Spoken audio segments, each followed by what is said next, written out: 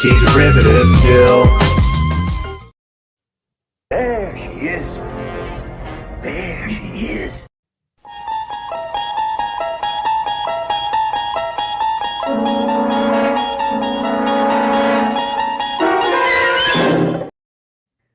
You're traveling through another dimension.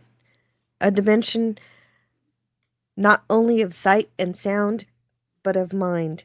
A journey into a wondrous land whose boundaries are that of imagination. That's the signpost up ahead. Your next stop, the Twilight Zone.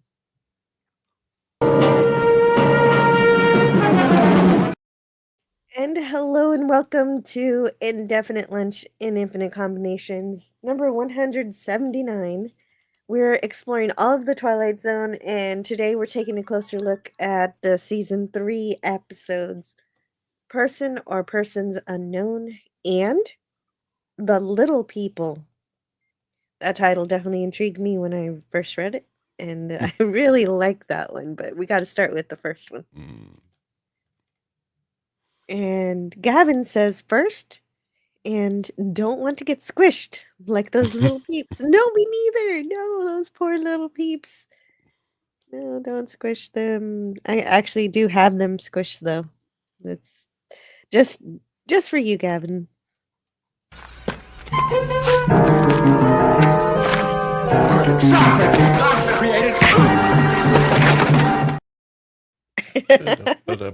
Oh, jeez. Those poor little people.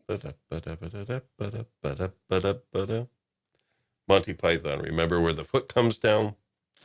Yeah. Yes. Orphan Zane, hello. Who is anybody?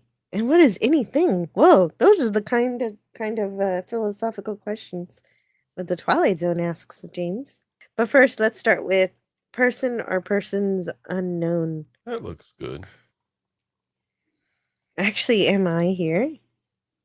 That was what I said. Or was it you?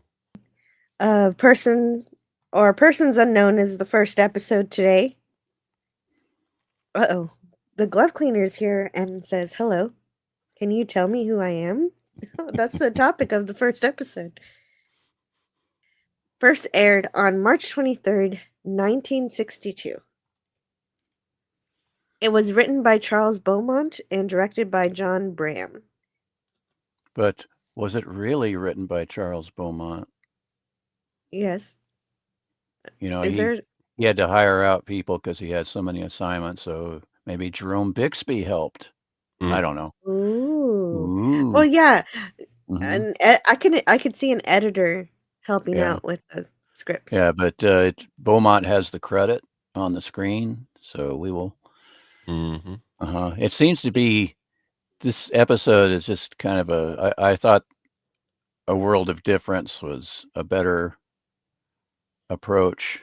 What was that? It's the one with the guy that thinks his TV show is reality, his character is reality. That was better. Yes, that was really good. And then he gets on a plane.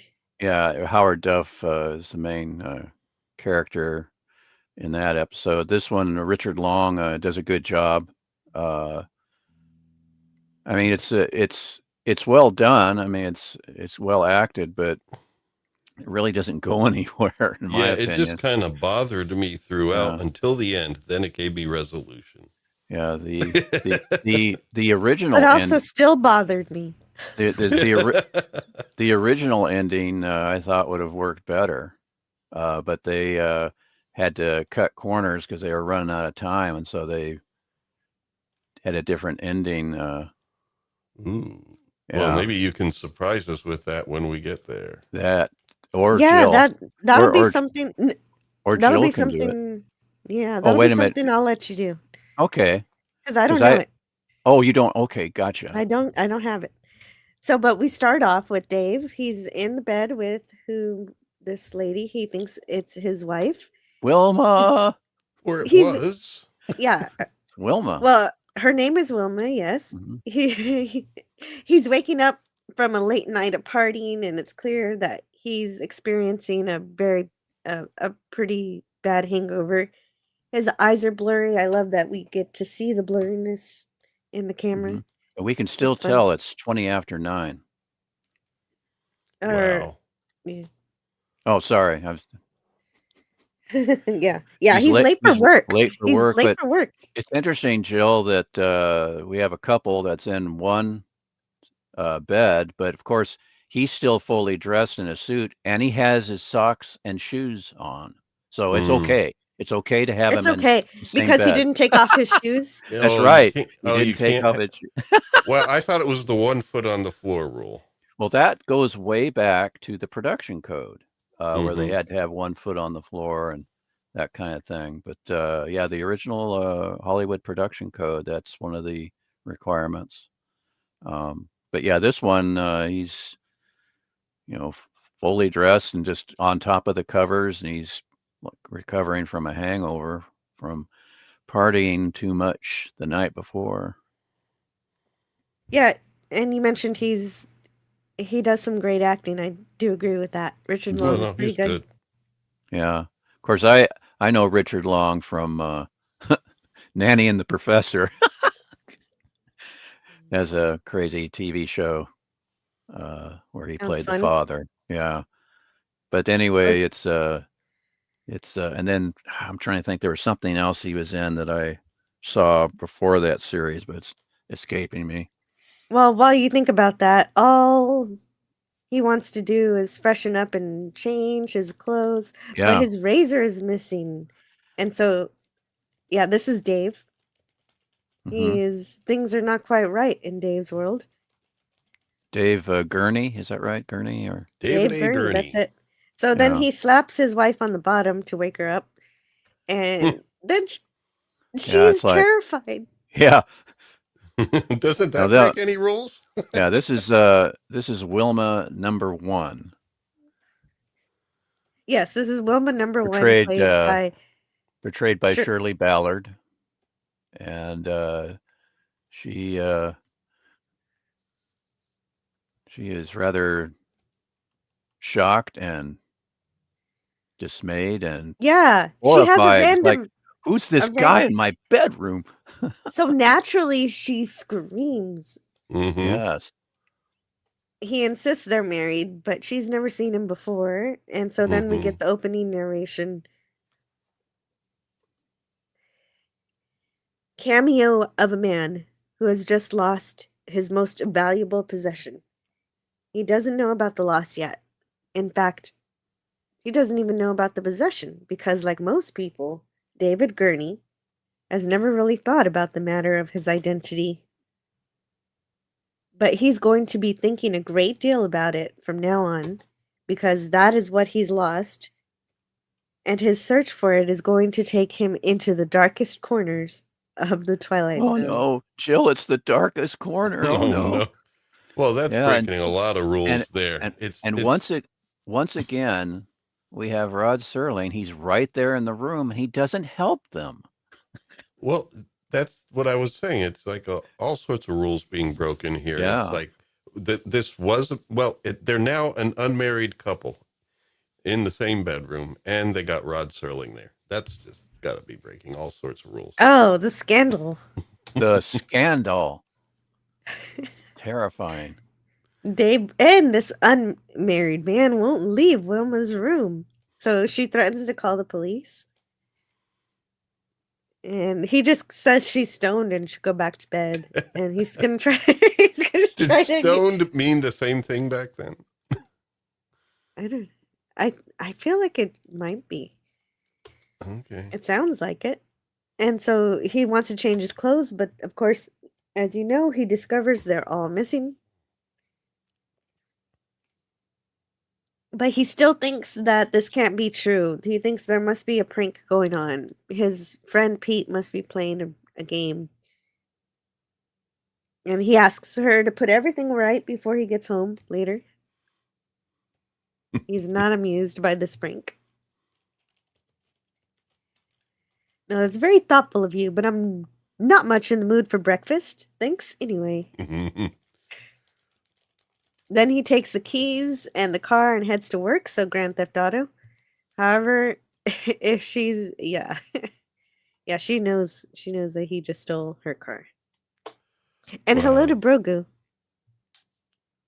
Well, I mean, that first part, once again, you can't ask too many questions because it is a half-hour show, but it's like, all right, so since he didn't seem to notice anything different until he opened the drawers, one would assume, okay, so if they would never have gotten married, she still would have ended up in the same place, same bedroom, same layout, furniture's in the same location and everything. It's Yeah, like, that is strange, right? Like she got an apartment and they got married, but they stayed in the same apartment for 11 years. yeah, yeah. But we do see later when we get to the photo that it seems to erase history, and there seems to be a little time delay to it doing it. Kind of interesting. Erasing history. That's dramatic. Hello to Brogu. Yes. Brogu's here. Good to see Brogu. And so he goes to work. He's late for work. He gets to the bank and he greets everyone politely, but it's clear nobody knows who he is. And this bank was filmed outside of the Culver City Library, and I just like libraries. And then he finds somebody is in his desk. Don't make a scene now, sir. And it's yes, this is Mr. Cooper. He's the vice president. That's supposed to be David's job. It's his desk. And so he confronts Mr. Cooper and he gets forceful. So Mr. Cooper calls security and Dave refuses to comply with the guard and ends up pushing him even. And so he gets escorted out of there with a gun. And that is how he realizes that he's no longer vice president at the bank. Mm-hmm. Mm-hmm. Yes, so Yeah. somebody else has his job, just trying to live his life and be what he Yeah, always there is you every day. calling security. Mm-hmm. Just going to all the places where you normally go, where you think people know you. Yeah, And and nobody there's the knows you now. security guard that he knew for like 4 years, but the guy doesn't seem to know him, and he's gonna usher him out. Yeah, he was friends with everybody. He was friends with the guards, the janitors, the entire staff. Yeah. So yeah, the first thing you would think is this has got to be one big serious practical joke or something. Hmm. Well, and out of the frying pan into the fire, the police are there because Dave has stolen Wilma's car, and she insists she doesn't know him, even after 11 years of marriage. And the bank employees don't know him, but Dave has an idea. He'll show them his ID. This will solve everything. But it's missing, and so he's arrested. Mm-hmm. I'm David Gurney. I'm David Gurney. He doesn't say it like that. Yeah, I'd be blaming it on that Rod Serling guy that appeared in the bedroom. You know, it might have been his fault. He put him into the Twilight Zone.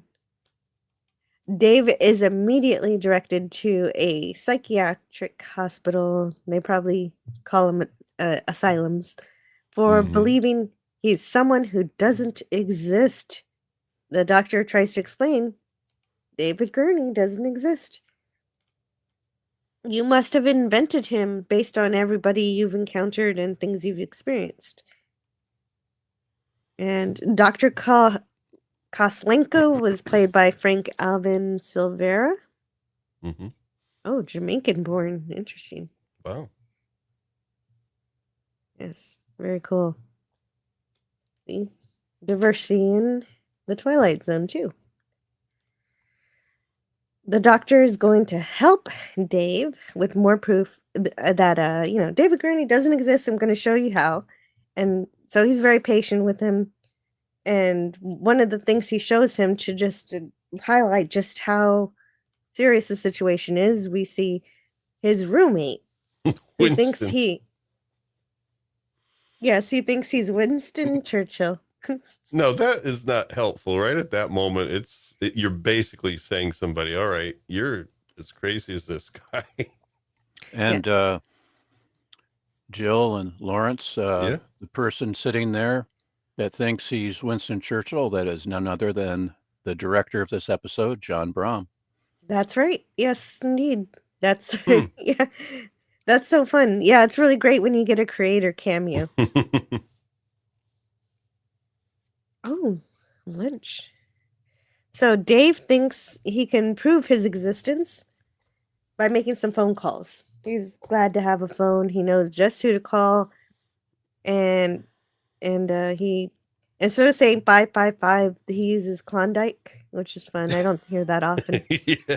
Yeah, that is this the first use of a 555? I believe it is, because it's Klondike. According to some trivia that I read, this may be the first use of the 555. Oh, really? Ever? Yeah, but that's, Internet Movie Database trivia, so who knows? Yeah. But it kind of Oh, threw me yeah. because they're not, are they talking to operators at this point? It looks like more modern than that. No, it's they had prefixes, especially in the large cities, Oh. and like I just showed Jill North by Northwest a few weeks ago, and Roger Thornhill, when he asks the policeman to call his home or call his mother, he uses a prefix like that. It's Okay. so So basically when he says they didn't have Klondike, they didn't sorry. have the full area code and prefix. The prefix was the word, like for Klondike, so I don't know. It's Greek to me, but that's or, you or hear is that it you hear something that in you, older movies. They'll have that or a is it code, something like you a just code know? word, and then like less than 7 digits. Okay. So I guess it's like, if you say Klondike, that means to dial a certain number or, Yeah, wherever the K is located. So I'm assuming it's 5. I don't know. oh, okay. The KLJ are all on the same 5 button. Oh, And okay. There Oh, you so go. it's kind of the classic way to say 555 so Yeah. that, oh, okay. 867-5309 And isn't now dialed. Oh, all right. before I went to grab my lunch, which I'll have to mute myself while I chow down, but you guys were asking about the the slang term stoned. Back then it meant dead drunk. Okay.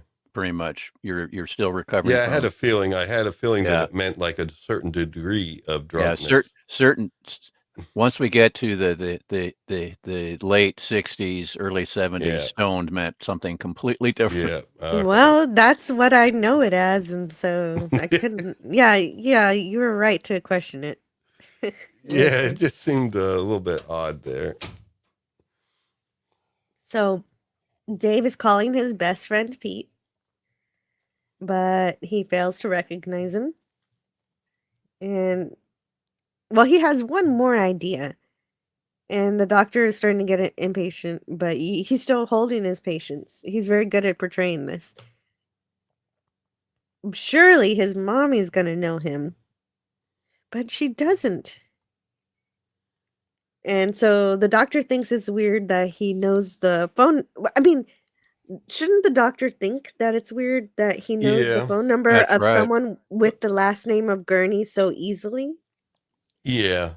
I mean, some of this should have been something like, this is a bit mysterious here. Not that they'd necessarily believe him, but they would think this is more complicated than me just saying, no, you got to stop believing your guy. We'll figure out who you are, but that happens later.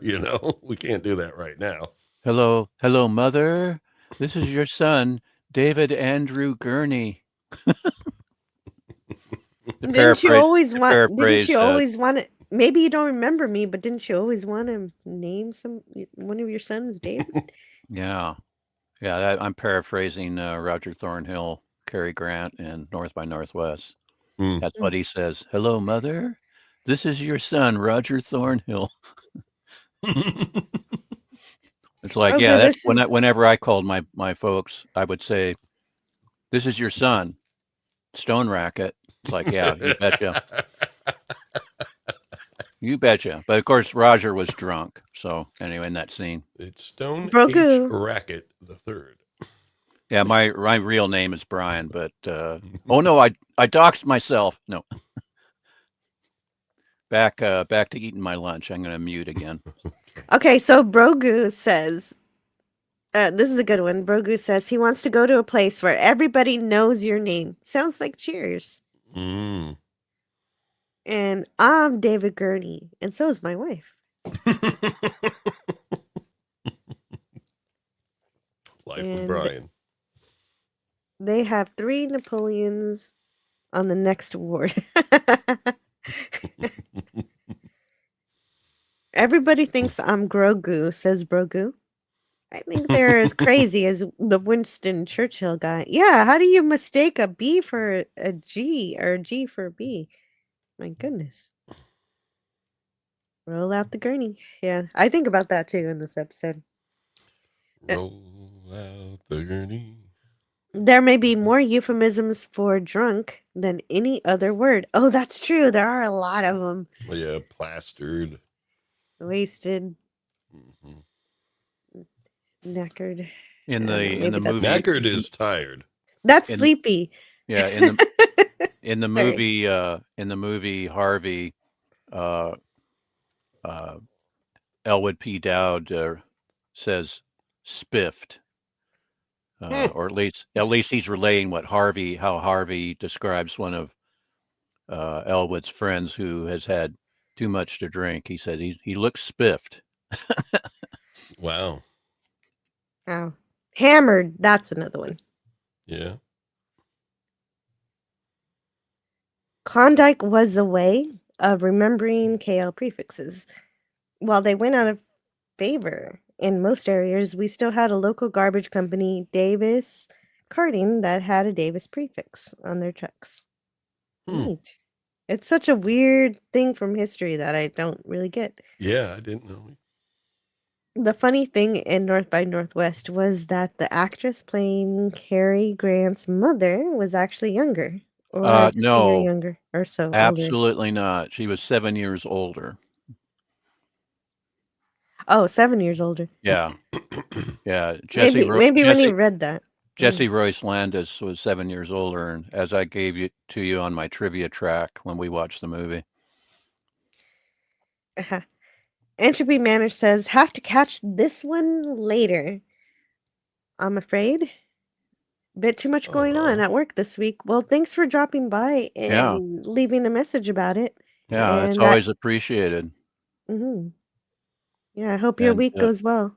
And work. What is work? Mm. Yeah, history. I'm old. It says not Z3PO. Well, I'm the one who gets to feel old today. Yeah. Anyway, Well, you're still behind the rest of us. I'm trying to catch up. Don't bother. So, anyway, the doctor pulls out a hardback telephone book. Another thing. Oh, wow. I've never seen a hardback telephone book. It's Yeah, they always put my some whole money life. into that. My whole Well, life, it's Jill, always been he's a paperback. psychiatrist. He's a professional, so he gets the hardcover version. Oh my, that's so fancy. I've only ever seen soft covers when I was growing up, and yeah, and eventually, of course, they stopped sending them to my house. Yeah, at least you've seen them. Yes, I have seen them. Not that. So he just can't find himself in this book. So he looks, and so he should believe the doctor at this point, logically speaking. But the doctor says, "Oh, I'm crazy like that guy." Dave says, "I'm crazy like the guy who thinks he's Churchill." But the doctor says, "You're just mentally disturbed. You entered Miss Berenson's house," and so Dave doesn't want to believe that. Yeah, but how did I get all this memory of being this person? Yeah, right. How do I have 35 years of memory? Either I'm Well, it's crazy. because it was the television series that he starred. Oh, sorry. No. Yeah, I was going to say 3 letters. CIA. Yes, there you go. That's even Oh, yeah. better. Thank you, That's what Lawrence. that's kind of CIA. He's that's a tel- actually Go that's ahead, kind of Joe. what I'm sorry. that's kind of what he's saying. He's saying somebody has gone through a lot of trouble of blotting him out. And that's what I was where I was thinking the story was going, was Hmm. some kind of organization was erasing him, which would have been really crazy, but not very Twilight Zone-y. Yeah, that James would have been Caserta's outer limits. right. And throw an alien in there. Definitely out of limits. Yeah, Hap- aliens did it. So James Caserta is telling me happy birthday. It's technically my birthday is at midnight, but thank you. And I'm celebrating it early because it's a big one. Ooh, happy birthday. Yes. I am not admitting to being old, but hearing Jill talk about growing up, I keep thinking, that was like yesterday. Yeah. Were they the CIA yet? Or were they Yeah. still the 19, OSS? 1948, CIA, the birth of the CIA Hmm. under Truman. So, but that's what Dave has to go through this episode, is feeling like he's been erased. Nobody recognizes him, and he's unnerved, but we never figure out if anybody was trying to erase him. Nothing was explained. Nothing's explained this entire time until the very end, of course. Yeah. And then Well, he, even then. oh goodness, yeah, yeah, even then, yeah, you're not old, Jill. You're so young. You make me feel like Methuselah in the Bible. He's mentioned in the Bible for being the oldest person that ever lived. Happy birthday. So if Thank the you. CIA came under Truman, I guess his phrase, the buck stops here, probably was him trying to cover up for the existence of the CIA. Not exactly. No, that referred to. I'm kidding, man. Listen Oh, up. well, I'm old. I I need a sign that says you're being sarcastic. Up. The buck stops Sorry. here, Yeah. Sorry not at about Foggy Bottom. that. Oh, Dave has come to the conclusion that whoever's blotting him out can't think of everything. There's some secrets that he has. And so he's going to go investigate some of those secrets that he's kept from everybody, even from his wife. But the only way for him to escape, of course, is to jump through a window. That was his only option. And there you go. Yep. Kind of like Perchance to Dream, although that was slightly different.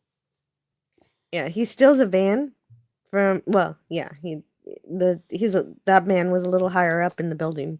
Well, he checked all the cars. He had to take one where there was keys, I think, in the ignition. Hmm. That's right. Well, he ends up finding keys from this guy who's having lunch.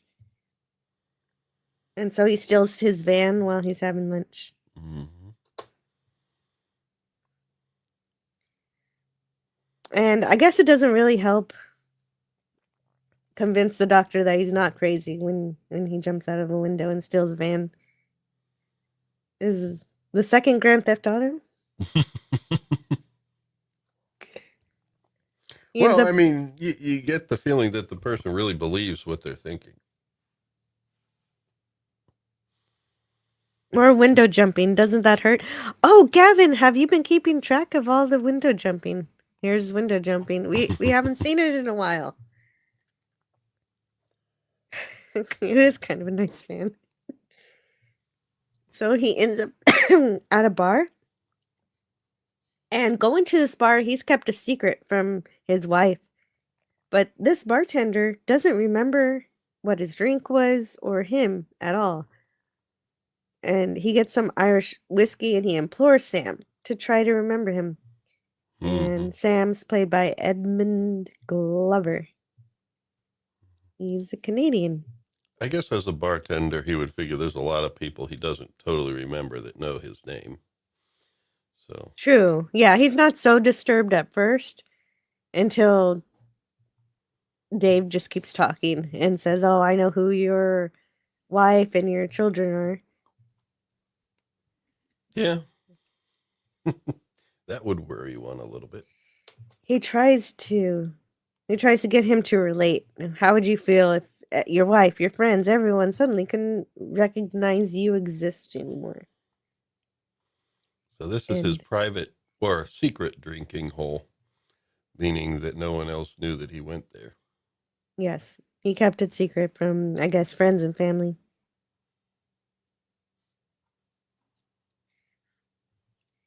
And luckily, in losing his identity, his wallet didn't lose any money, so he's able to pay Sam because he's got a new idea. He knows where to go. Because Yeah, the photo was an idea, I think. that's a good idea because he had a secret photo taken at the zoo. A secret photo taken at the zoo. Yeah. It's kind of odd. It's like he just says, "Hey, you're a photographer. Take a picture of me and my wife," without her realizing And it. keep it in a filing cabinet in your office.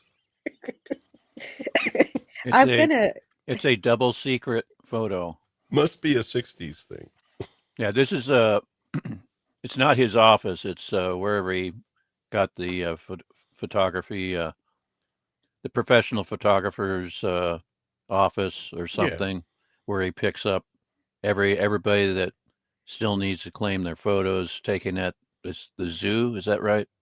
Yeah, it's at the zoo. Yeah, so he's just one of many customers that haven't picked up their photos yet. Oh, one of those things where they take a photo of you and so that it kind of encourages you to buy it. Yeah. Now, does he use the word secret? Because this may have been catching his wife unawares, but Gurney right there realizes, and then without telling anybody, he pays the photographer and will pick up the photo later.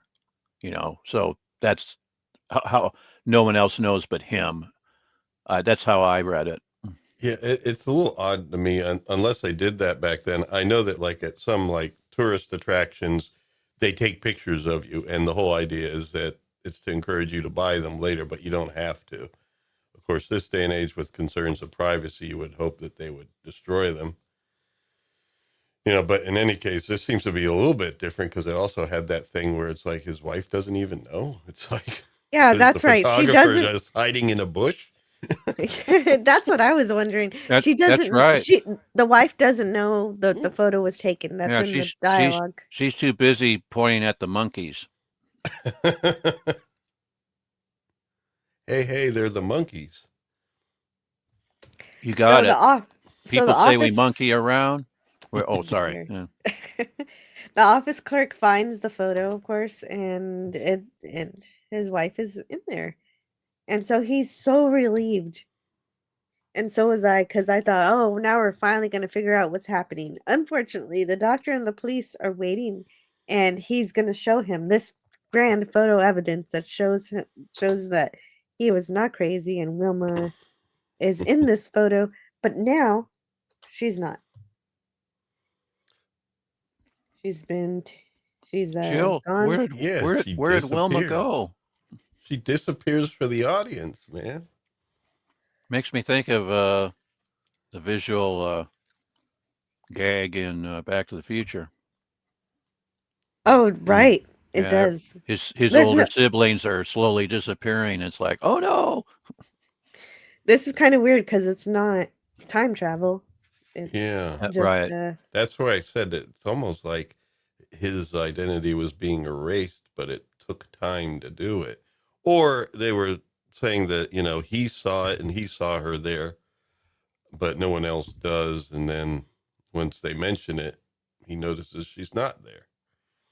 I don't know. Well, one of those things. It's the Twilight Zone. Not everything needs to be explained. And it certainly isn't explained. He has a major tantrum as you sometimes do in the Twilight Zone. Yeah. And, and then it turns out that he's been dreaming.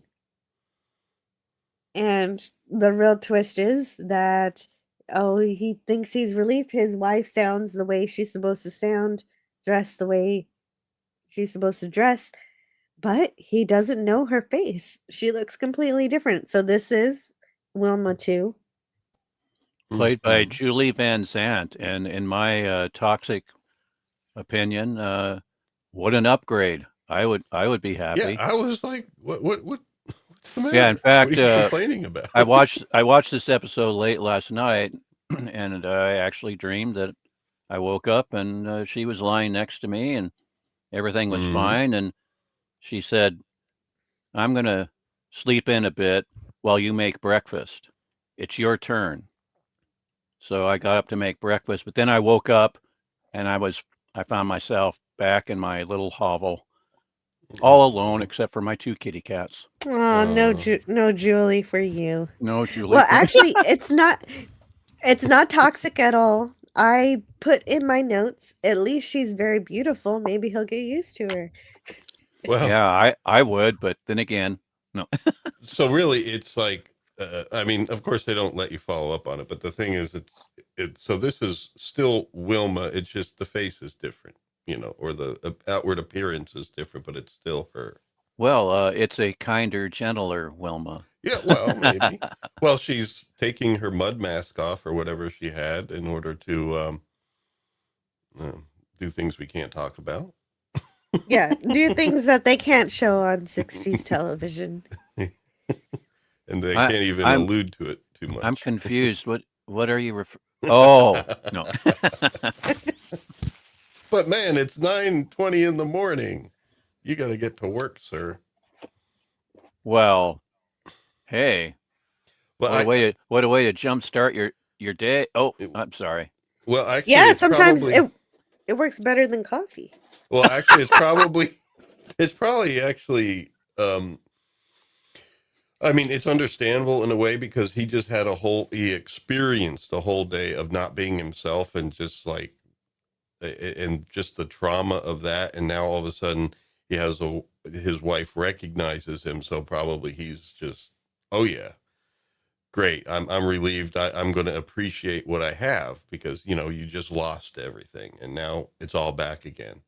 Of course, there's the twist at the end that there's a bit of a face difference, but we get to that Well, later. But at least at that point, yeah. he's probably relieved. I'm going to spend some time with her today because I lost her yesterday.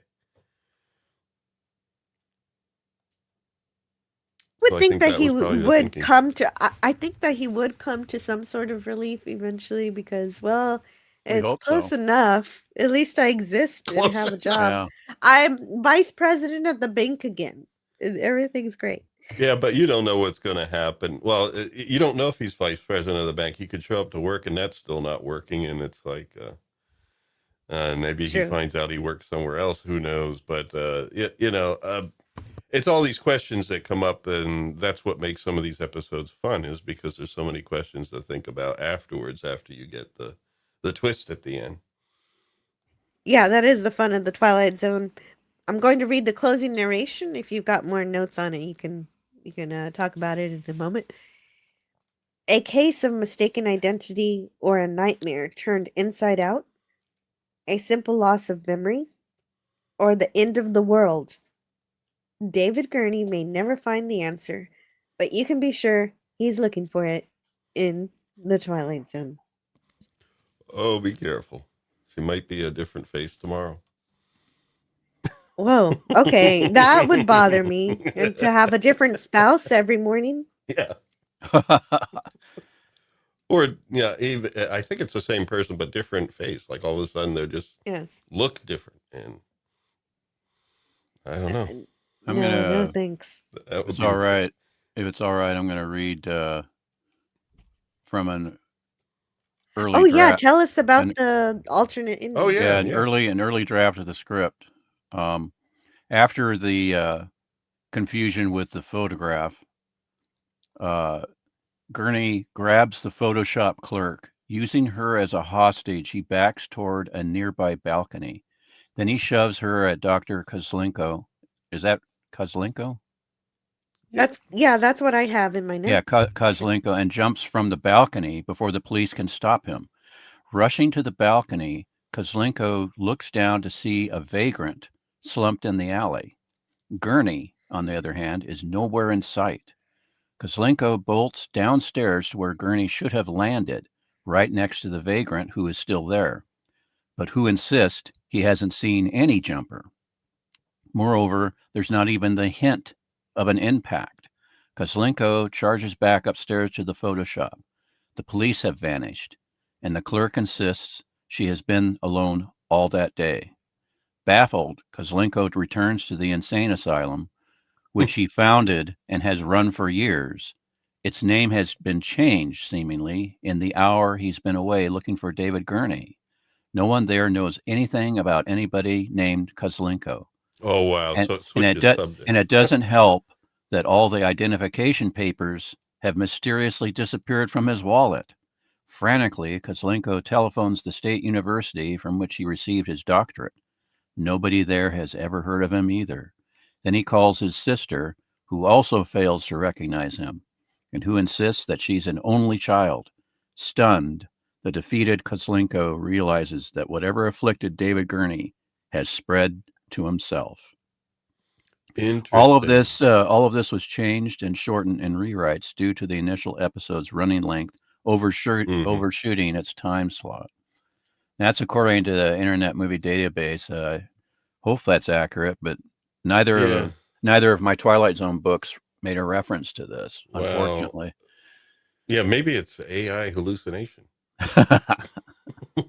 Yeah, that would be the trope of here we go again. But I could see why they didn't go with that, because it would be too much to establish this switch of protagonist or subject, really. Yeah, they could have done an abbreviated version of it where he, we could do, it could be done rather quickly, briefly, back at the Photoshop office, and then we dissolve and he's back at the asylum and nobody knows him at all and his papers have disappeared, and then we can just close on his baffled face while Rod Serling taunts him with closing narration. No, yes. That could have been done easily, but then again, Yeah, I don't know. I think I this- would have preferred that ending, but we wouldn't have maybe had if it's a longer story. Yeah, we wouldn't have had Julie Van Zandt. Mm. Oh, sorry.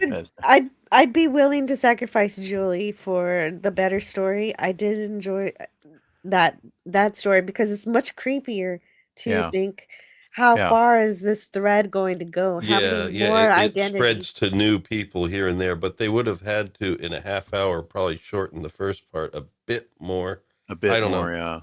yeah. Yeah, because it's then switching the protagonist. And then, of course, we cut to a hilltop, and we see two aliens. So the pattern is the same? Yes. Oh, sorry. I'm referring to it could have been a two-parter, maybe. There you go. It could be a whole movie. Yeah, it's definitely. Yes. And it could star Nicolas Cage. Okay, so in this case, he's at the bar where nobody knows your name. Oh, yeah, that's a bummer. Yeah, because with this ending, at least, still the switch to a different Wilma is more like it does bring up some thoughts. Oh, okay, so is this happening to her, or is it still happening to him? Where you're getting switches of people in your life, or is it happening to her, where all of a sudden she's her identity has changed? No, it's all Gurney. Yeah, the ending that they went with is kind of not explained well. It's very musical chairs, kind of like, I guess, who's getting the other Wilma? So Greek letters, Larson's here. Hello. Who's getting the other Wilma? I don't know that it's necessary. The other Wilma just doesn't exist anymore. Yeah, she was pretty grumpy, wasn't she? No, I've. Well, she was grumpy because there was a stranger in her house. Well, just like David Gurney, didn't Yeah. exist Yeah. for a time. Yeah, I'm being a little tough on Wilma #1. Yeah, But I could see it's you fun. have a preference. No, I definitely have a preference.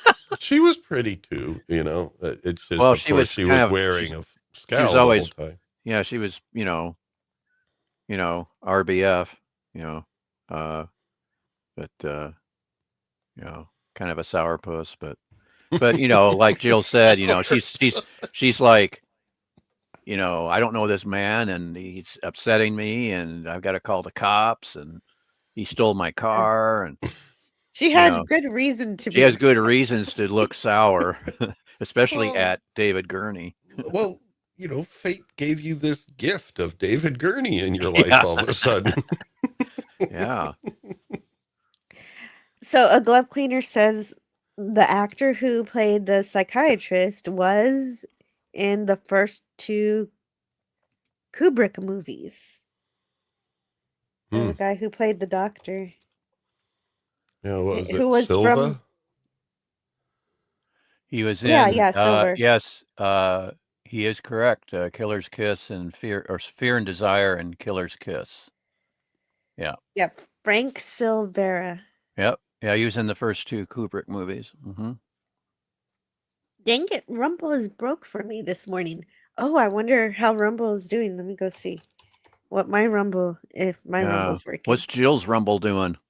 I don't know. I never look over there. Yeah, me too. I've streamed there, but Yeah, I'm streaming there right now. It's working fine. Sweet. Well, I hope yours starts working again soon. Low Specs Linux Gaming.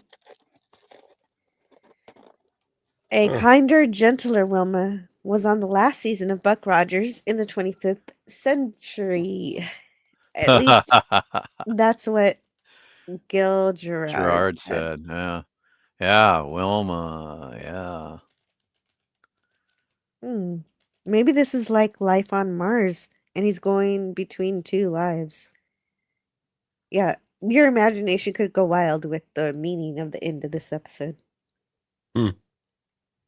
Oh, and Phantom just got back from the doctors. Hope everything went well.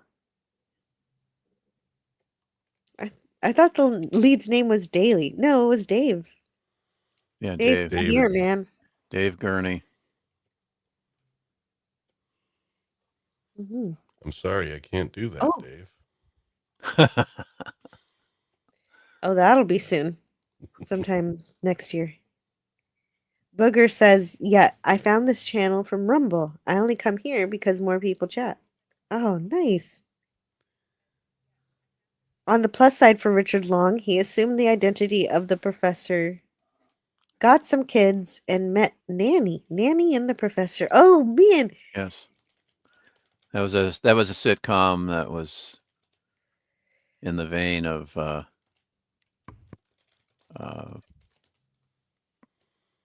I Dream of Jeannie and Bewitched, because Nanny had some special abilities. I don't really remember much about that show, but I think she had some.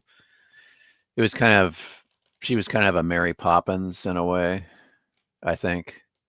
But maybe somebody in the chat will clue us in, because I don't really remember the show that well. I just know that she was able to do some things that kind of puzzled the professor and was like, and the kids, and like, wait a minute, what? But that's really all I remember. Sounds like a comedy. Yeah, it's a sitcom. Yeah. A family sitcom. Says, oh, you're in the Rumble side.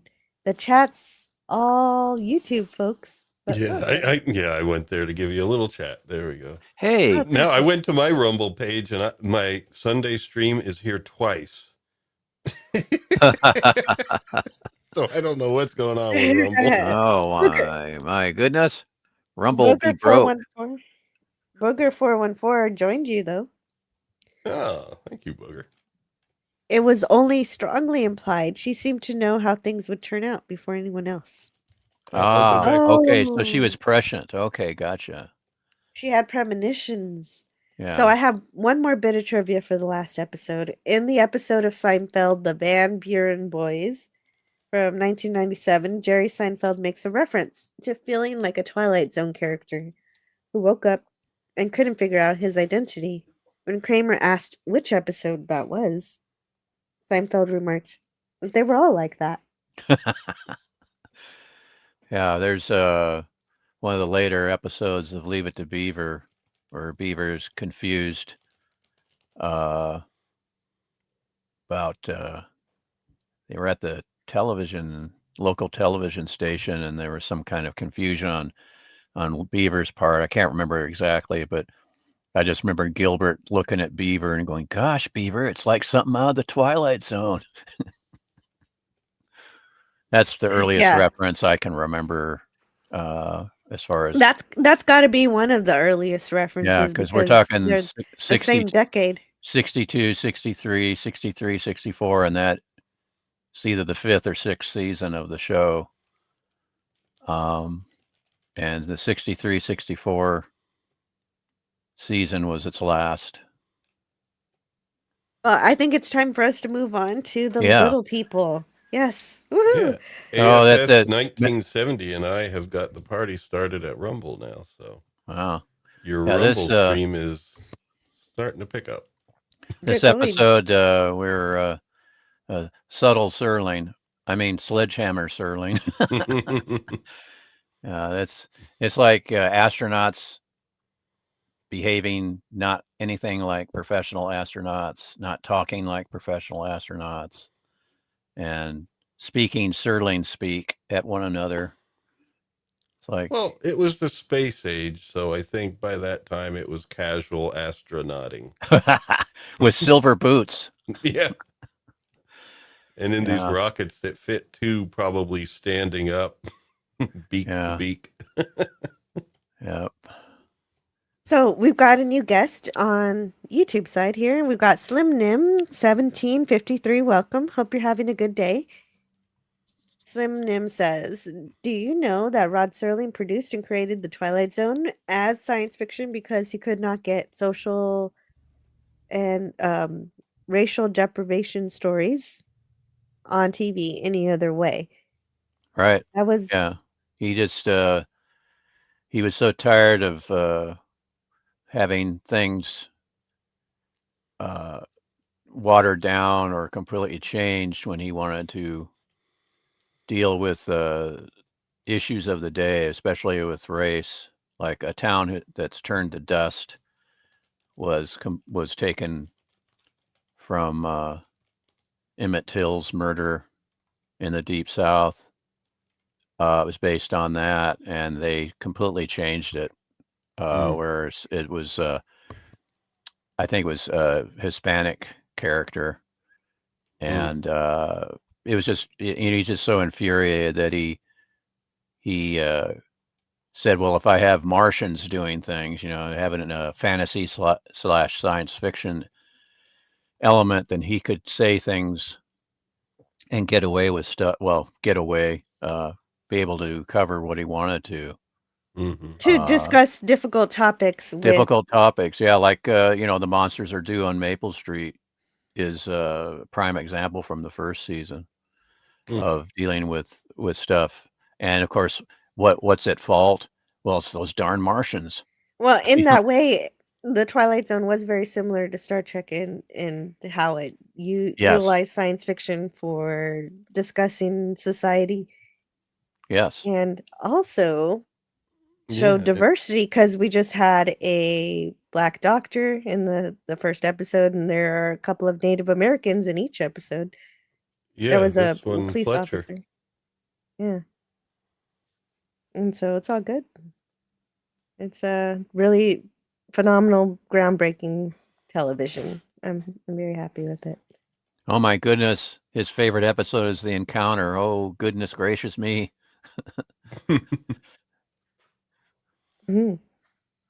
Have you seen that, Jill? The Encounter, the one with George Takei? And not yet. We're not there yet. So no, I mean, have you seen it? No, I haven't seen it Okay. yet. Sometimes I won't spoil anything. I'm not was sure. asking. I was just asking. You know what? I'm just not sure which episodes I've seen or not seen. Sometimes I Oh, okay. see it and I somehow know the twist, so I'm thinking maybe I did see this, Yeah, but I just don't remember. it was one of the quote banned episodes unquote, or I basically might not have seen it an then. episode that was taken out of the never syndicated, but then they did bring Oh, it I thought back so. once it was being put on video. They did have, in fact, there was actually a special where they showed the episodes that had been either stuck in litigation or were not syndicated because of controversy. Hmm.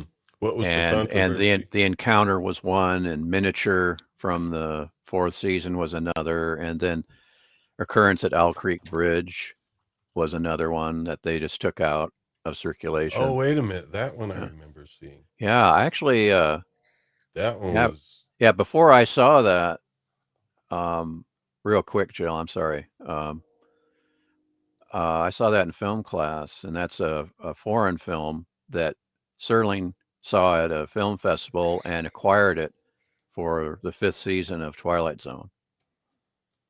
Yeah, it was disturbing, but I It's don't know a why it would be banned. But yeah, it was well, it disturbing. wasn't. I'm sorry, in quotes, banned. It's a episode that was taken out of circulation because of you know rights issues, that kind of Oh, thing, or controversy. And when we talk about the encounter, litigation, when we talk about miniature with Robert Duvall, um, that kind of thing. mm. So it's not literally banned, but just taken out of circulation.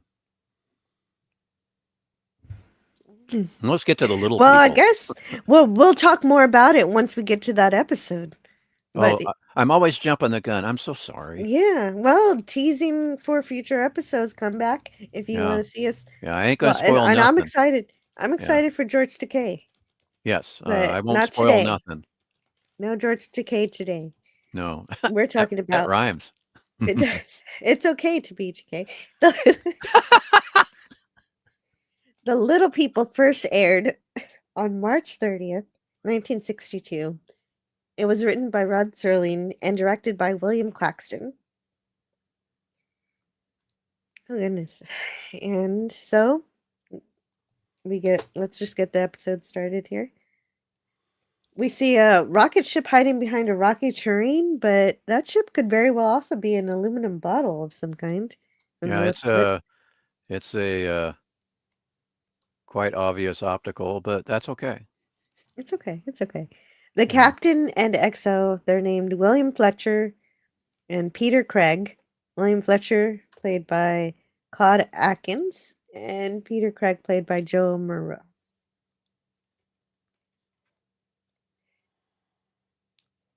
And Yeah, the well, I guess when we see the rocket ship again, I'll save my comment for that. mhm. And Atkins served in World War II. So I always like to mention that when we have a veteran. And then did Shakespeare acting and did lots of films that I have not seen.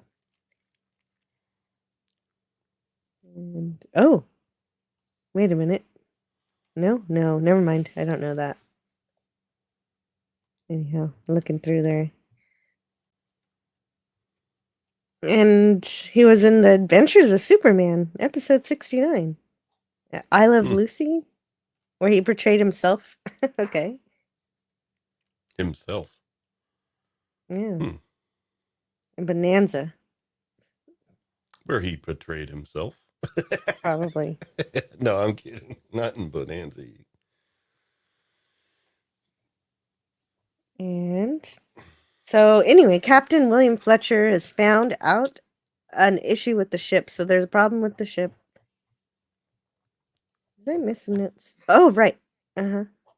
Gotcha. Yeah, there's a problem with the ship. They crashed, kind of. Not really crashed. He landed perfectly, but he had to land. And so he Mm-hmm. landed inside this canyon because there was really no other choice. And he landed without breaking anybody's bones. Everybody landed Oh yeah, safely. he's a And Peter responsible Craig, captain. yeah, he's a great captain. And Peter Craig is just bitching and bitching about Mm. everything. And and I took you to the first massive land that loomed up. And so he didn't I didn't pepper the nose of the vehicle with meteor holes. I didn't foul up those rocket boosters. That's something you can chalk up to nature. And then Peter is complaining about the food. Oh, right. I have some videos for this episode. I'm just making sure I've got my screen muted.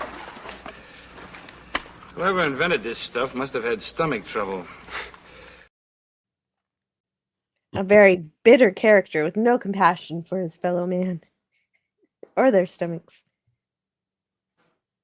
And then Peter throws the food like he's an infant refusing his strained peas. Yeah. And I love Fletcher's response to this tantrum. There may come a moment when you'll lick a rock as if it were a drumstick of a Thanksgiving turkey, but for the time being, buddy, you'll eat what is you're prescribed to eat. Mm-hmm. Yeah, exactly. And basically, Emergency rations. Yeah, he's just a really great captain and great leader. But for the time being, buddy, you'll eat what is prescribed to eat. And if you've got any set of deep-rooted complaints, you put them down on a ledger someplace. Don't spray them all over me. Yeah, it's a good idea to write it down instead, because it's not really very helpful to complain so much. Yeah, he's following procedures, and this is emergency procedures. This is what you eat. It's like, and plus, what else are you gonna do? Like, do you have like some sort of gas grill or something? Do you have anything do you have any other food options? This is it. Yeah. And he reminds them that he got them down safely. And if you got tears to shed, save them at night and weep them into your pillow. Don't bother me with them. And so this is how we're introduced to the idea that Peter Craig isn't very happy following the orders of authority figures. He'd rather be the one in charge. They have a hypothetical conversation where Fletcher is trying to get to know Craig and try to figure out what he would want if he could have anything. It's just hypothetical. It seems silly, but it's actually very brilliant for Fletcher to dig into Craig's psyche like this, to get to know him better. And it also establishes, for us, the characters.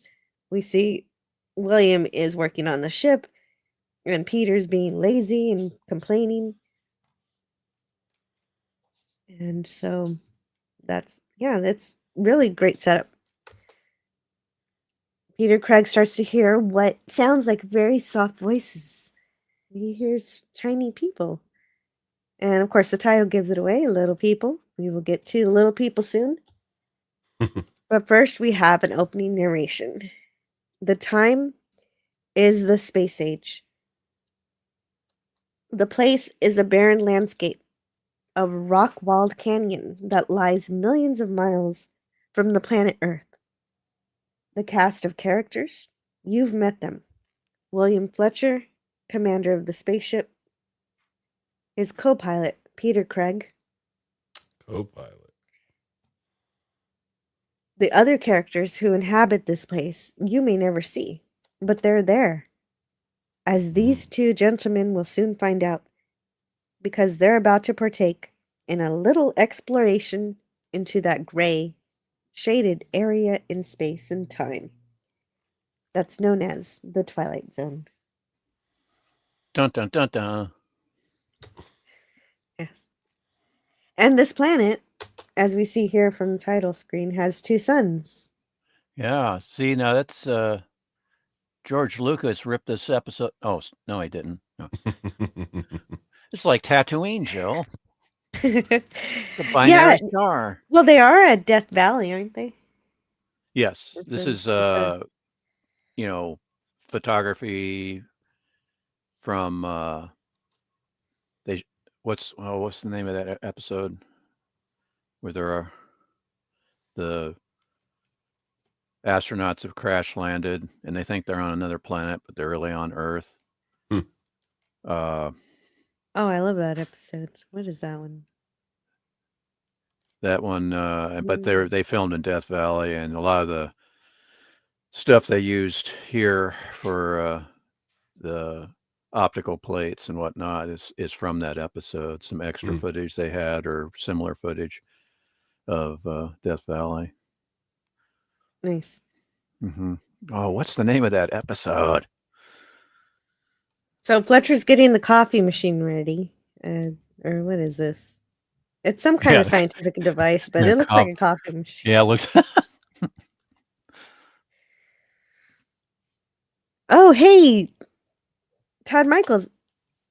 Naladoc is here. Sorry, I always do that. I'll figure it out one day to not do that. I just get excited. Little people are dangerous, says Greek Letters Larson. Oh, is that true? Okay, I was thinking it was this one, but I was going to say the title. I shot an arrow in the air. Was the name of that episode. I was thinking it was another one, but it's like, nope, that's the name of it. I shot an Oh. arrow Oh, in the air from the first season. Yeah, oh, I that's a shot an great arrow one. in the air. That's what I got too. Hmm. What was that about? Season 1, Soylent episode Green? 15. I don't know. Oh, he's referring to those little square packets they had. It's like, Oh, I think it was Soylent Gray or Soylent. No, I don't know. Yeah. Naladoc says maybe in 2026, once some of these videos I'm working on get uploaded, and the new South Park fan artist spotlight interviews series that hopefully launches in February 2026. Yeah, I'm looking forward to seeing what you make, Naladoc. It's gonna be good. Yeah. Yes, Phantom a little. Outsider. Yeah. Oh yeah, go ahead. I Yep. shot an arrow in the air. Where it Yes, landed, I know not where. Something like that. right. Yeah, there was a whole poem that went with it. That's right. Yes, a little town just outside of Death Valley is where everybody stays when they have to film something in the desert. Yeah. Yeah, and they go to a hotel and they go swimming. Yeah, I definitely don't want to be stuck out there. No. So it turns out that Craig has been going on long walks for the past couple of days, and Fletcher lists all the things that he could have been doing instead, like checking the Yeah. radio, the hydraulic system, the propulsion, Mhm. injection system. He's gold bricking, just like that pesky Dr. Zachary Smith on Lost in Space. Exactly. Actually, he is as maniacal as, or even more maniacal than Yeah, Dr. Smith in this even more episode. so. Now, that one intro said he was co-pilot, but before I heard you say that he was an executive officer. Well, I just gave him that name because he's the Yeah, only he other seems officer. like one. He seems like kind of like the exec and and Fletcher is the working man's. Like, if you only captain. have one crew member, who else is your right-hand man? You gotta Yeah. have somebody. Yeah. But functionally, he's the navigator. Yeah, it's like, for a ship like that, should be at least 3 or 4 astronauts, but then we would have a different story. And less room in that rocket. Yeah, than the one that was in the Lonely episode. Well, I mean, that was a 3-man rocket. I think the executive officer or XO works better in a way because in this situation, the Captain Fletcher obviously is the one that would really have some authority because they're in an emergency situation on this planet, and the other guy, Craig, might be in authority overall in the hierarchy, but in this situation, he's got to yield authority to the person who's charged with it for the situation. And that would make sense why he is Yeah. so eager to be in control. Yes, Because exactly. he's not used to having authority. I Yeah, like that idea. Gavin Blackburn says General Ergo, which is referring to Claude Akins from Planet of the Apes, Battle for the Planet of the Apes. You see Gavin? I don't see Gavin. Yeah, Where Gavin is he? Blackburn says General Ergo with an exclamation point in the chat. That's on the screen right there, just underneath Greek letters. Little people are dangerous. So he's referring to the actor Claude Akins, who's playing the commander in this episode. He played General Ergo in Battle for the Planet of the Apes, which was the 5th movie in the series. Hello?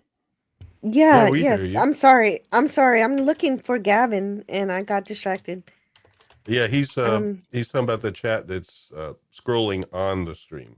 Yeah, I see that, but I should have that somewhere here. Yeah, that's What? interesting because I don't see it in the regular chat because I have the browser open. And And that's disturbing to me. Phantom Outsider says Let me Peter do is this. worse. Oh, Peter is worse than Dr. Smith. Smith was a paid crew member, or Peter was a paid crew member. Smith was a stowaway. Yeah, but Peter's worse as far as character traits. He's a Dr. Smith. sociopath. Dr. Smith wasn't just a stowaway. He was trying to blow up the Jupiter too. So that was still. Yeah, he still was trying to kill him off with using the robot. Yeah, when he started each off of the- more evil than Yeah, he when each of killed. the Robinson or the original crew, including the Robinson family, if they were ever by themselves, the robot had orders to snuff them out, and it was like, uh-oh. Thanks for the test chat. I think it's matching now. I feel a little better. Yeah, Sorry about that. Okay. Yeah, Stone that's Rocket. strange No because I problem. never saw the Gavin chat appear in the regular chat. Yeah, that's weird. Yeah, I'm just looking at it on screen here. YouTube does some weird things like that now and then. Yeah. Hello, Maggie. So, anyway, Fletcher has Craig look over the navigation charts, but then Fletcher realizes something. It's sweltering hot, and he hasn't seen Craig drink any water at all. His canteen water ration is still completely full. He knows something is fishy here. Did Craig find a secret body of water that he's not sharing? And so he calls him out for all his walks, and he wants to go on one of these walks to see what's going on. But first, he finds what looks like mossy grass that's wet, and so he decides he's got to investigate it, and he does with his microscope. Cool And- microscope. Yeah, it is. It is a cool microscope. It's really long, and he he finds teeny tiny trees, and so Peter's secret is out. Oh, I was going to tell you all about it. Definitely. I wasn't really trying to keep a secret. Sure you were. Sure. Have we seen? He has. Have we seen the little? You know what? Have we seen that yet? Not yet. Oh, not That's yet. in Okay. his hand coming up now. Yeah, I was jumping the gun once again. I'm sorry, Joel, but That's okay. You're doing fine. It's a little truck. It looks like a little piece of sprinkle, like a little yeah, a sprinkle from a donut. sprinkle from a donut. Yeah, but really, it's a little truck. Yeah, we look at it in the magnifier there, and it's like, Oh wow, my goodness! how did they do that, Jill? How did they do that? It sounds like No. Oh yeah, this is just a simple. It's just a little optical. model. No, even it's has a photograph of a truck, and it's an optical with a close up of a hand of maybe one of the actors or maybe a hand model. Although with that that ridge there in the palm wrinkle, it would be much bigger if everything was done to scale from the little seed that we saw before. Right. That's a good point, but I think that they wanted the hand to be recognizable as a hand. Exactly. No, it is cool. It is cool. Yeah, that's exactly right. They wanted to make sure people got it. Yes, but scientifically speaking, you're correct. Yeah, they And should have hello had a little to disclaimer underneath saying objects may not appear at the proper scale. yes, Kimberly. Hello to Kimberly. And Phantom Outsider says, "Hey, Yeah. Peter stole some guy's tiny truck." Yes, No, he did. That's Peter stole some tiny guy's truck. Yeah. more Grand Theft Auto, or maybe Oh Tiny no, don't Theft mention that Auto. awful game. I've mentioned it twice already, 3 times. Oh, well, I've been away several times, so I didn't hear that. Well, yeah, because Dave was stealing cars left and right, so I had to. Yes, I've been watching the Twilight Zone to catch up. Oh, yeah, that's great. That's great to know. Oh, sweet. Might be a milk truck now. The kids get no milk and get rickets. Thanks a lot, Peter. And that's not the worst that Peter does, but we'll see in just a Yeah, that moment. stinking Peter. I wish all he ever did was steal a milk truck. Yeah.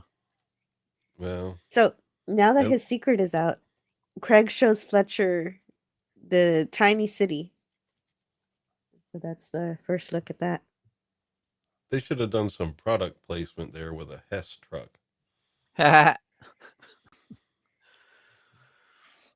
Also, I don't think they have insurance for some giant alien stealing your truck in most insurance policies. Yeah. That's true. Poor little peoples. Yeah, they're always getting the rough end of the I deal. wonder if there was any in that civilization that felt that God was a myth. That what? Well, That God was a myth when their God is Craig. No. Nope, we're not going to go there. Yeah, I think It's like Claude Aiken's character. What's his character's name? I'm sorry. The commander. He'll tell his him name William Fletcher. Fletcher. Yeah, Fletcher. He says, "You're no god," and words to You're that effect.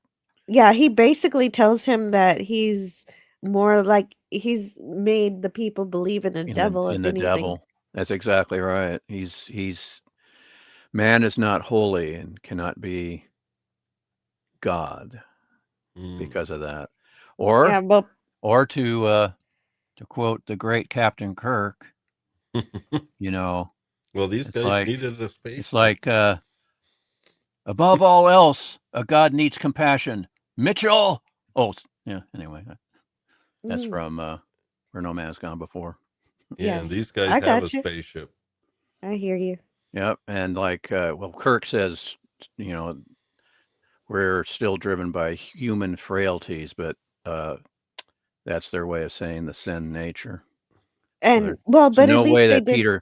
Peter could be anything but a malevolent beast. Well, at least they did put in that. Of course, Mitchell isn't really perfect, as not at all godlike, because no. he gets he yeah, he's not Captain holy. Kirk's middle name wrong. Yeah, he gets it wrong. What does God need With the a milk truck, exactly. Yeah. Why does that joke always work? Yeah. Okay. It's like I love that line from that awful movie, Star Trek V. It's like not that awful. oh, It's not that good, but it's not that yeah, awful. I don't like it. But I mean there's parts that are charming, but it's, God has no use for any technology. He's transcendent. So I just love that line. It's like, yeah, it's a false it's the evil one that's in Star Trek V. It's the opposite of God. He's trying to God need with a starship. Yeah, he's trying to trick them, and we all know that trickster that's the prince of lies, Lucifer. Well, look at those tiny boats. I know. I really like this tiny boat Yeah. model. It's really cute. And it's I think that's the one that's really small there. I think that's the SS Minnow. No. Oh no! Don't go on that 3-hour Oh tour. no! Yeah, Oh no, a 3-hour tour. These poor aliens, their suffering hasn't ended. Eventually, they will be on a small meteorite and crash into Bender's shiny metal ass. So, yeah, I love that episode. That is actually, I thought about it watching this. All of the other episodes that come from this afterwards, like that, or the Lisa Simpson episode, or the Outer Limits episode. There's so many science fiction shows that take from this. And even Stargate has episodes where people think that they're god, like they pretend they're gods, or they think they're gods because they Yeah. can take over a primitive species. Yeah, they're awful. It's a city full of ant-men. That might have been an interesting choice in the casting of Fletcher then, too. Mhm. So Craig describes what he's been doing behind Fletcher's back in great detail, and he's made first contact. Mathematics has always been considered, a great unifying language, and so I do think it's kind of fun that he's using math to talk to the aliens. And whenever I finally review Contact, Carl Sagan's book, movie, that's how they find alien life. They send out prime numbers and with their radio telescopes arrays. What does God Satellites. need with prime number? No, I'm sorry. I would have tried Fibonacci numbers instead. Ooh. I think, yeah, it probably gets more complex. I just can't get over those silver boots. Those are the same. Those are the same outfits they used in our first rocket ship visitors or visitors in our Earth rocket ship, and that was the Lonely. Oh, that's right. Yeah, you're right. My name's Alicia. What's your name? They do know mathematics. That's the language I've used. Symbols, equations, number progressions. And so that's how he's talking to them. Sure. It's about how cooperative they've been. They really take to following his orders, and he enjoys giving them. That's because they're scared. Yes, it's all out of fear. It's all out of fear. Yeah. Agreed. So, but then, making first contact with math is great, but then Craig starts getting creepy.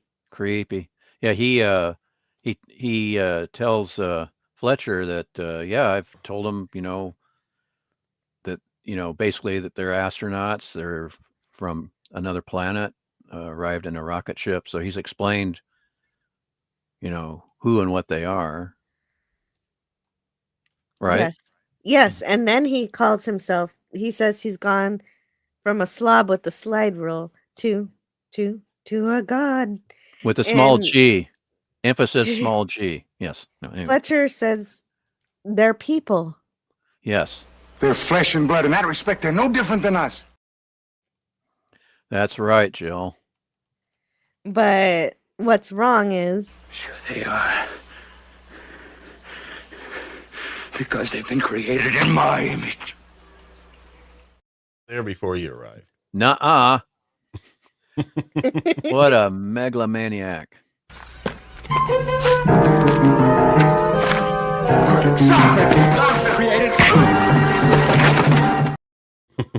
See, right it's there. It's a Clash of the Titans. Right there, he should have pummeled him, taken his weapon, thrown him in the brig. No, anyway. Yeah, he should have. Yeah, just tie him up. Yeah. That's what I was. You know what? I had that thought. I was like, okay. Yeah, so after this crazy thing happened, after this nightmare, surely Fletcher's gonna restrain this madman. Right. But he does not. But the script demands other things happen, Jill. That's pesky Serling, I tell you. Yeah, definitely. And that is the point where Fletcher tells him he's not a god.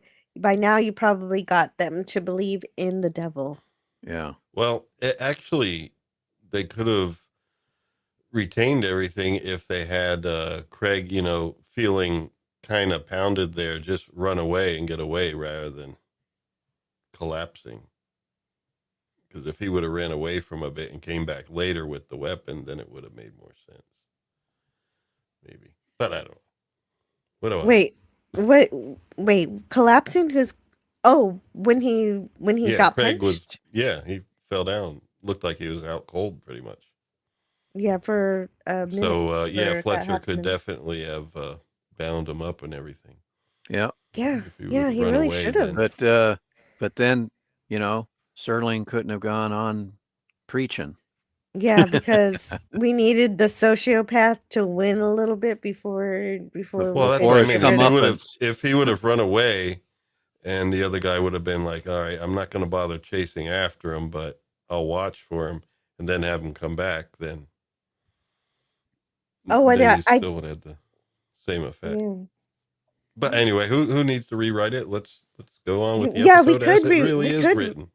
Yeah, we could rewrite it. No, that's not a bad idea because it would be more logical because we do see William as a really good captain, so it would make sense to give us the ability to tie him up and how does he get out of it and still do what he ends up doing. I would be okay with that. But anyway, Well, he doesn't I want to do didn't- harm to anything, I guess. yeah, I didn't get the dialogue for it, but I do like also when William apologizes to the little people for Craig's behavior. Yeah. And But he's not using math, Joe. no, he's not using math. I don't know how they translate the apology or anything. Maybe there's a universal translator somewhere. Yeah. We'll go with Why that. not? Universal translator. Yeah, math is only really, well, other than its uses for, measuring and those sorts of things, it's only useful in communication when it's time to basically demonstrate that we know something that's somewhat universal. Beyond that point, Yeah. Something that you can't say much. Right. All it says is that we both have intelligent we're Yeah. both intelligent life of some sort. So after that nightmare, we see Fletcher exiting his ship and he's looking at his watch and he's looking for Craig. And of course he knows where to find him. Craig is with his subjects. And at first I thought it was really strange. Okay, so hold on. I think my notes are ahead of the slides a bit. Yeah. Yeah. So we're actually going to see the stomping again. Oh There it is. no, it's the stomp. It's the Monty Python foot in a boot. Someone made those models. Yeah. They did, and then they got destroyed. It's like Godzilla all over again. No. Yes, except this time we're the monster. Yeah. Oh, there we are. Now we're where I was saying. There we were. go. We've got the statue. Can we go right back to that rocket ship? It's the one Okay. right before. There we go. Now, I guess you could fit maybe 3 or 4 standing up in that rocket Okay, ship. let's not overthink it now. No. Okay. All right. Well, that was, I guess, the design at the time. A lot of the movies and sci-fi at that time, this was the design. That's also the drawing that every 8-year-old would draw us. Yeah. Too. Well, I like how it later, when it takes off, it turns into an Atlas rocket. So, Oh yeah, I like that too. Now it's the Mercury. yeah, it's Mercury. So No, anyway, The old- that's the all I good old, wanted to do was just kind Well, of not look at Mercury, that. but it's a Gemini capsule. I see. Well, I think. Wait a minute. Yeah, it could be John Glenn. Yeah, he went up on the Atlas in a Mercury capsule. It could be that launch that we see. I'm not sure. I have to look at it again. Oh no, Okay, Jill. well- He's turned to stone. that's what I kind of had that kind of thought. Did the little people figure out how to fight him and freeze dry him? Yeah. With how small they are, that would have been a really big chore. Yes. Yes, even just making the statue in just one day, there Yeah. has to be millions and millions of Yeah, those people down there. their trucks were the We'll size of sprinkles. And we where are the will little scaffoldings? There'd be Yeah. scaffoldings everywhere. well, it's more than a day. We'll just pretend it's been 3 days. How's that? Yeah. Because And of Yeah, course, the they commander beat is the all by pyramids, man. the commander Fletcher. He's been working all by his lonesome to repair the ship. So we'll say this is 3 days later. How's that? yeah, except for Okay. they say, "Oh, okay, I guess you're right." Yeah, why not? Why I'll go not? with that for now. Unless they give us a time factor in the dialogue. I can't remember, but They Yeah, say it's something like, about a day, in just a day, or is it more than a day? yeah, and he says he's been communicating with his subject. It's like, yeah, all you've been doing is standing there with your yeah. space cadet helmet on and Scaring letting scaring them the build Chinese sand people. sculptures. Yeah. Yeah, he's still just as lazy, but he's got a video game to play now in real life using real people. Oh no. Yes. They've created the statue out of fear for him to try to hope that maybe he's not going to squish them anymore. And yeah, so and then also on top of that, they give up their food and water and so he's also just eating and drinking all their stuff, so that's not going to be good for their food and water supply. He does a lot of extremely selfish things. He's a very selfish guy on top of being a crazy psychopath Oh yeah. megalomaniac. Yeah. Yeah. He's all that and more, Jill. No, There's just so many bad things oh, about I Peter. bad. know. Yeah. I In mean, the negative side of things. he's Yeah. worse than Davros. Oh, Davros didn't need to be worshipped. that's right. Yeah, and Fletcher lets Craig know how he really feels, and he says this. Meaning they're worshiping a heartless slob whose insides are made out of the same stuff as that statue. Rightio.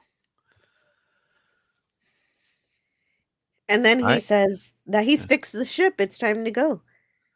Yeah, this is where Fletcher needs to punch him again.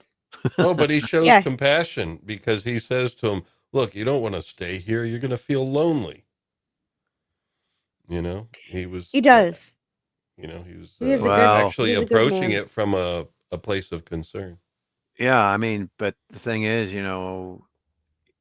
with the way this nut job is, he won't be lonely because he's, he thinks he's a god, Mhm. and he's got his subjects, and it's like, yeah, this is where Fletcher needs to punch him even harder because he's got a helmet on now. That would and that would have been a good idea. Yeah. Sick, scared little man full of delusions of grandeur. Yeah. Fletcher's busy pitying Craig, and meanwhile Craig is turning his gun on him and threatens Fletcher and wants him to leave so that he can rule over his subjects without Fletcher in the way. Because This is a monotheistic society here. Just room for one god.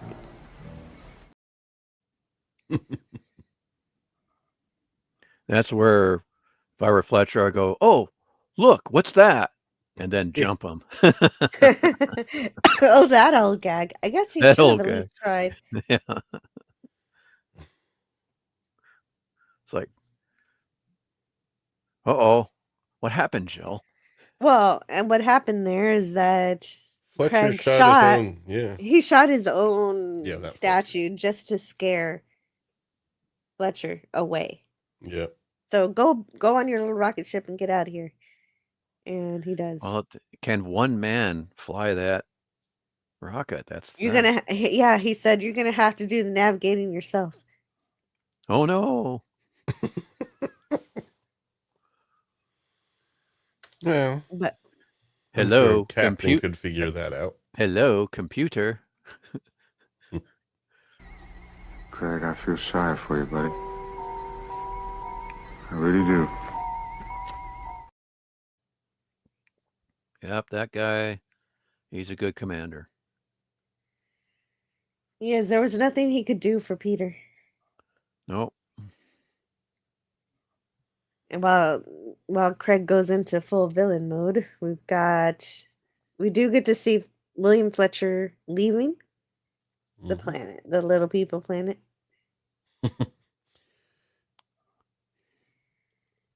There it is. There's your rocket. Yeah, Well, that's a Mercury capsule. Yeah. Hooray. well, before they just showed the bottom part. So, Well, it's not actually the bottom part of an Atlas rocket, but yeah, no, but you can imagine. it's a The top sci-fi kinda looks version. like this. Yeah. The top looks like this, and the bottom looked like Yeah. what we saw. What happened to its little wings? Yeah. A hybrid. Well, we don't see it's cut off at the bottom, isn't it? Oh Or yeah, I is- guess so. Maybe. Yeah. Maybe. Yeah. It's hard to Yeah. tell. I can't see if that's a bottom or not. Yeah, they should just use footage from Destination Moon. I mean, if Irwin Allen can do it on Time Tunnel, and Mhm. Twilight Zone could have done it because that's a film from 1950. So Craig has a little speech towards the Little People, and he calls it the age of Peter Craig. And he says that they've got a lot of plans to do, a lot of work. Guess again, Peter Craig. Much work. A whole lot of work. And And then Oh, man. then he throws his head. I mean, his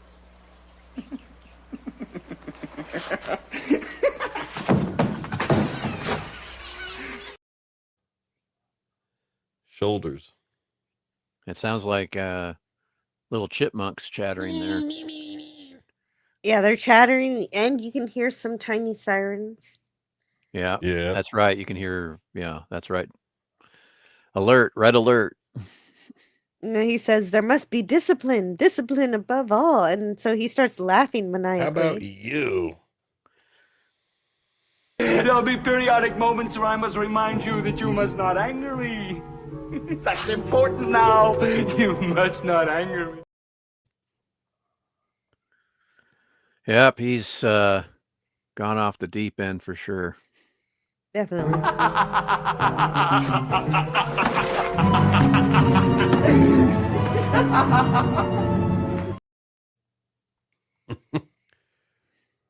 Rolling He's- around on the ground.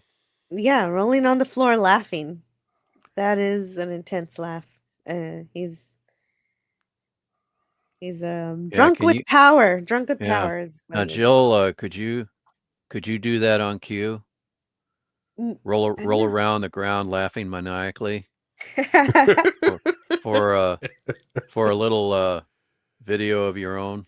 It's like, Well, I'd have to work on. yeah, I have to I'd have work to work on. on it Yeah, on the it's same maniacal here. laugh. It's like, well, let me think. Yeah, if she releases a short like that, people would just be like, what happened to her? Jill, what's wrong?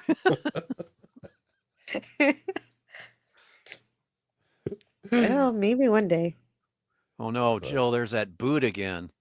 I know, but before he can torture the people again, he hears another spaceship. A big, loud one. And now he seems scared. And he tries to tell the little people to be quiet and they'll just go away. But he doesn't even follow his own advice. He hears the giants approaching. Mm-hmm. And yeah. Played by Robert Eaton and Michael Ford. And he yells and he screams, and if he would only have been quiet, they might not have decided to look down and pick him up. Yep, and they're those two giants. Those actors are wearing uniforms from Forbidden Planet, which Forbidden Planet, yes. also the pistols that Fletcher and Craig are wielding in this episode. Those are the blasters from also from Forbidden Planet. There it is. They're the Forbidden Planet. Mm-hmm. Mm-hmm. And Buck Houghton says, for the final shot, we were having a hell of a time because scale is very hard to achieve. Yeah. And what we did was to take a shot that had been made for I shot an arrow into the air.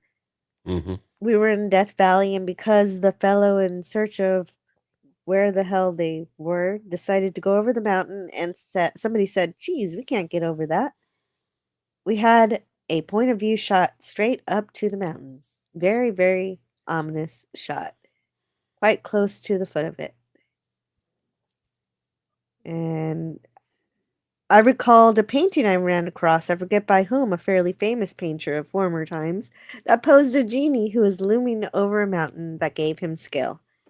So what we did was take up the shot of the two astronauts and matted the shot that we had of the mountains over it, so it looked like they were standing over something that had scale. And I like that he saw an old artwork and that gave him the inspiration for this. That's fun. But so also Mark Scott Zicree, he tells everybody to relax. I like what he says here. He says it's a fantasy, as height is squared and volume is cubed, meaning that the weight increases as much faster rate than size. Humans the size of those seen at the end of the episode couldn't possibly exist. Their own weight would crush them. So if you come upon a race of intelligent little creatures and decide you might like to be their god, don't worry. No one significantly larger will come along to upstage you. At least no one human. Yeah, no one human. That's an important point. So anyway, Craig has his last tantrum here. Yeah. Go away! You can't stay here! Go away! I'm the god! I'm the god! Don't you understand? Can't you understand? And so, because he's being so loud and obnoxious, one of the giants reaches down to pick him up and accidentally crushes him as you would a bug. And so he's like, oh, well, I'm sorry. I didn't mean to do that. Man, a tiny little man. Well, you crushed him to death. I didn't mean to. Here, I'll just throw him back down. Yeah, just throw him back down. That'll fix everything. That'll fix everything. They very casually toss him back down as he lay dying, as he flails for the last time, and little people tie ropes on the old statue to fall on top of their false god. Yeah, that was a cute ending. Yeah, and there was much rejoicing. There was much rejoicing in the land. In the little people land. I could tell their little squeaks sounded happy. Yeah. Yeah, it's like if you found little peoples, Jill, you would take care of them. Yeah. Well, I'd be really, of course. I at least wouldn't step on them. I'd just leave them be. I'd leave them alone. I'd be very protective of them. Exactly. I'd erect a fence around wherever their land is so that nobody accidentally steps on them. That's right. And we can expand the fence if they decide to build beyond it. I see Spock and McCoy there. What? Yeah, you do. That's not Twilight Zone. That is not the Twilight Zone. We don't need that anymore. There we go. Now we have our galaxy background or stars background. Yeah, and I'm glad the giants didn't find the extra tiny aliens. Yeah. Yeah, they weren't very curious, which No, is they were just probably like, it's like, oh, we got to repair a ship. Let's go. yeah, we're just here to make And repairs. we know exactly what their ship looks like. It's the flying saucer, the C-57D from Forbidden Planet. Oh, Because they have closing the narr uniforms, they might as well have the flying saucer from okay. Forbidden Planet. Stone Racket, can you read the final closing narration for us? Here, I'll put it in the private.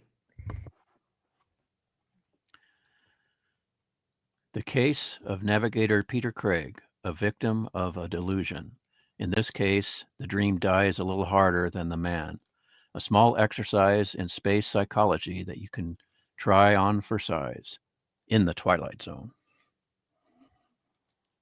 Then comes Chesterfield. And then comes that dang Chesterfield. Yeah, I didn't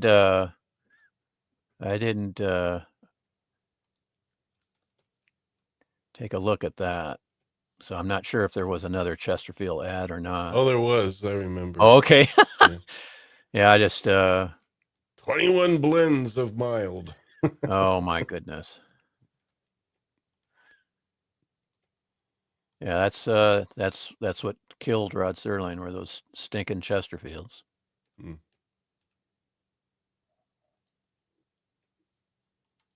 Everybody remembers the Twilight Zone reference in Wayne's World. I remember the James Bond reference, but I'm not sure what the Twilight Zone reference was.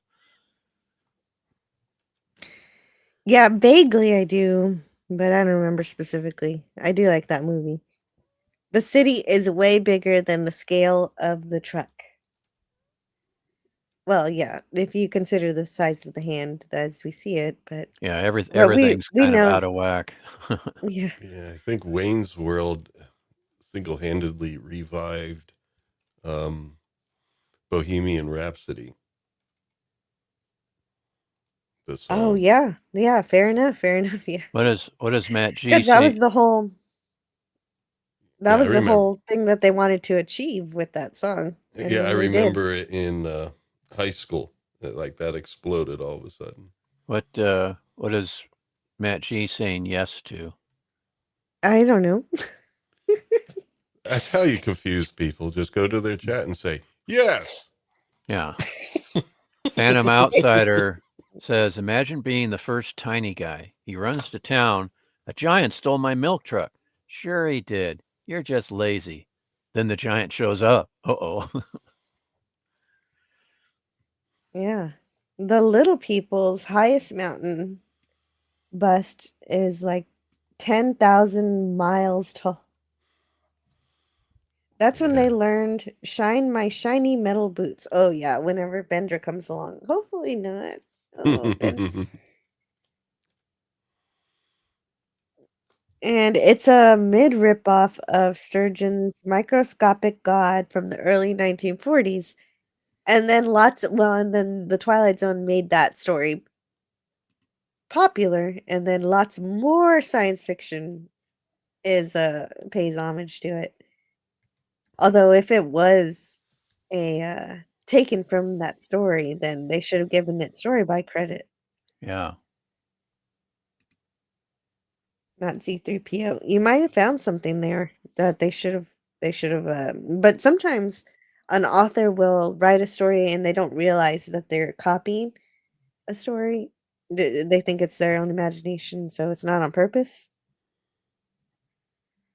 Slim Nim says, well, or great minds think alike, and they did come up with the story originally and didn't realize that story existed. Well, it depends, like how much of a story, is redone, or how much is used, or how many similarities. Like, I guess you can't really say this is a ripoff of Gulliver's Travels. There's similarities, but.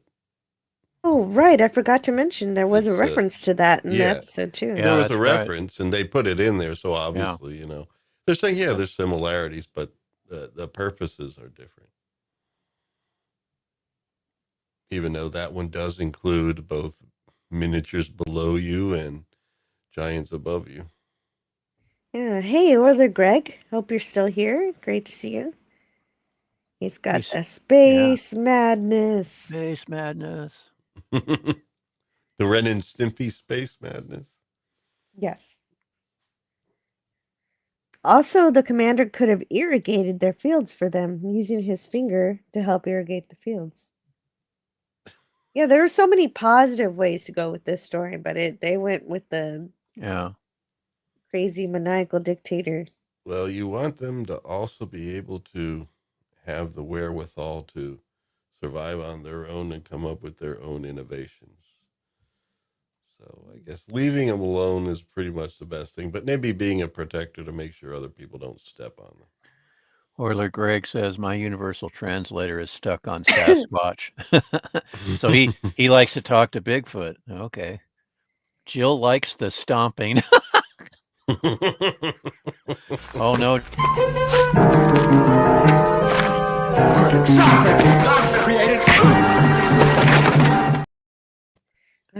I like don't the know. punching too. I was gonna say I like the punching more. Oh, but the stomping is so cringing inducing because you can hear the squish of Yes. the models being destroyed. You can We imagine spent teeny hours tiny on that. families in there. Oh yeah, all the little people Poor being little people. massacred, being crushed. Canadian By the Spider-Man silver is boot here. of a Titan. Yeah. Canadian Spider-Man's here. Yeah, hello to Canadian Spider-Man. I know I got real excited about the story and we stayed on the story for the whole story. Yeah, the what is it? Person to unknown persons went a little bit quicker. Yeah, How's the it poll did. going?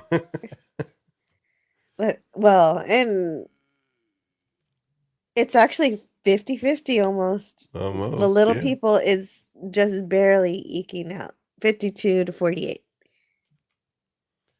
Well, I think person to persons unknown does grip you a bit, but for me it was more of like in a bad way. I didn't like it most of the way, and then at the end I felt a little relief.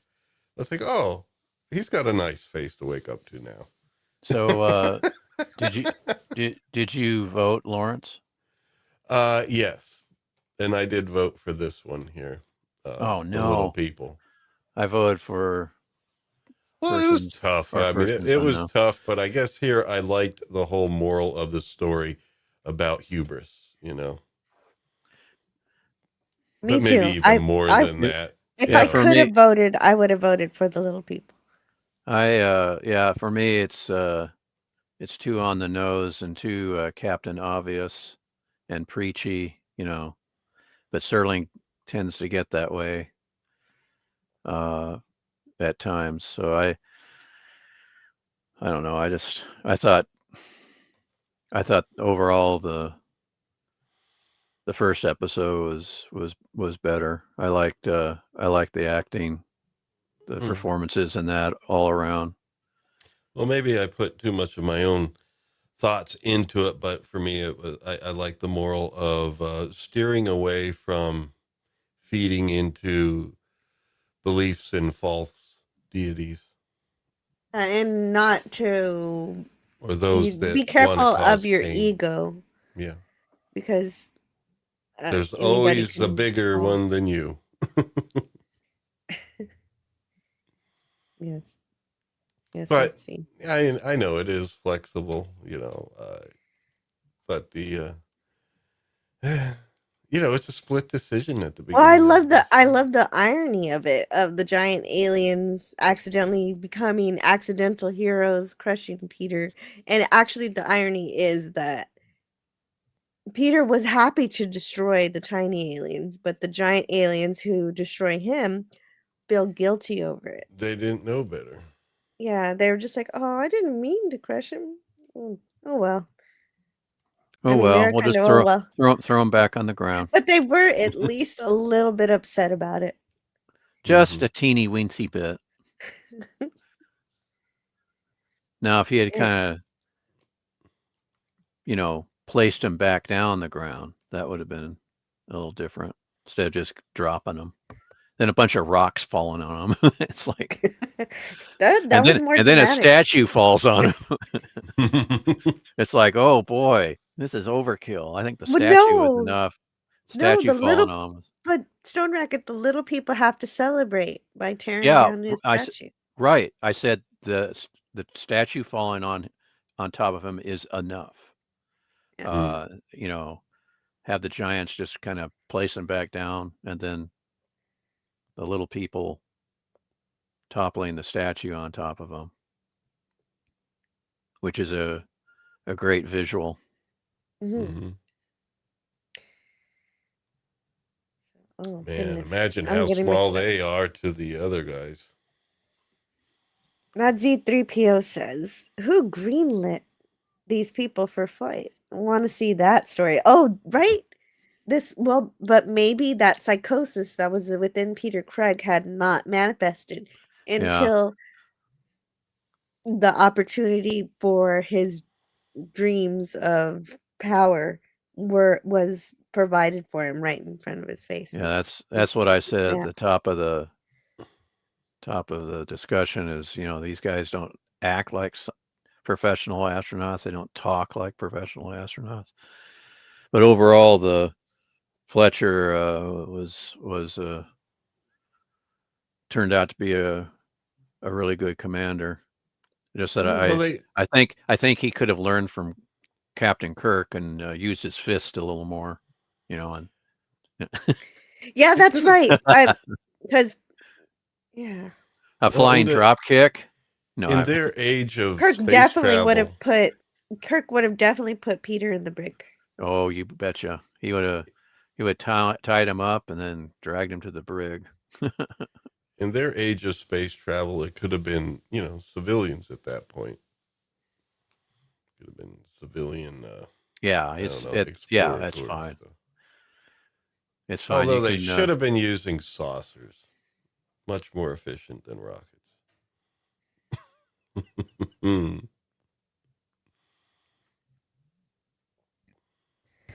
See, the commander should have asked the little people if they wanted to go with him and get into the lunch pail and leave Peter alone, talking to no one.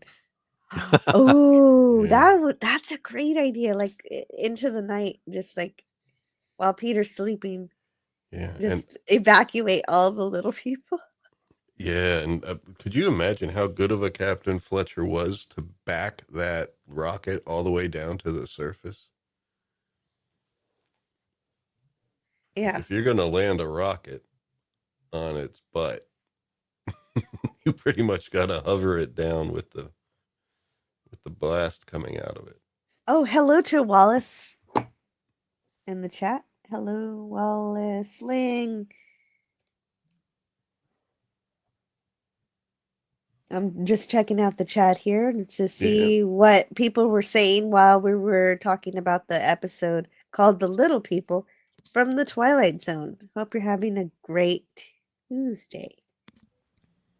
These giants were even worse than Peter. They broke a person. Quick, throw it back before someone sees.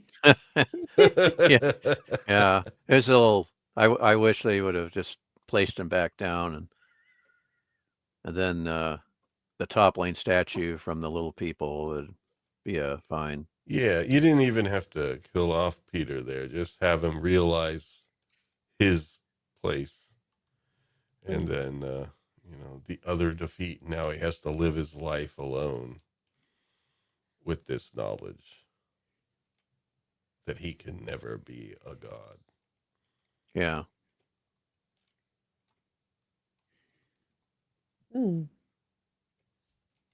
Phantom Outsider says the bad thing no one likes to think about. They were looking to relieve themselves. If they had the poor little people. So it was a good thing then that Peter was screaming like that. Because otherwise there would have been a great flood.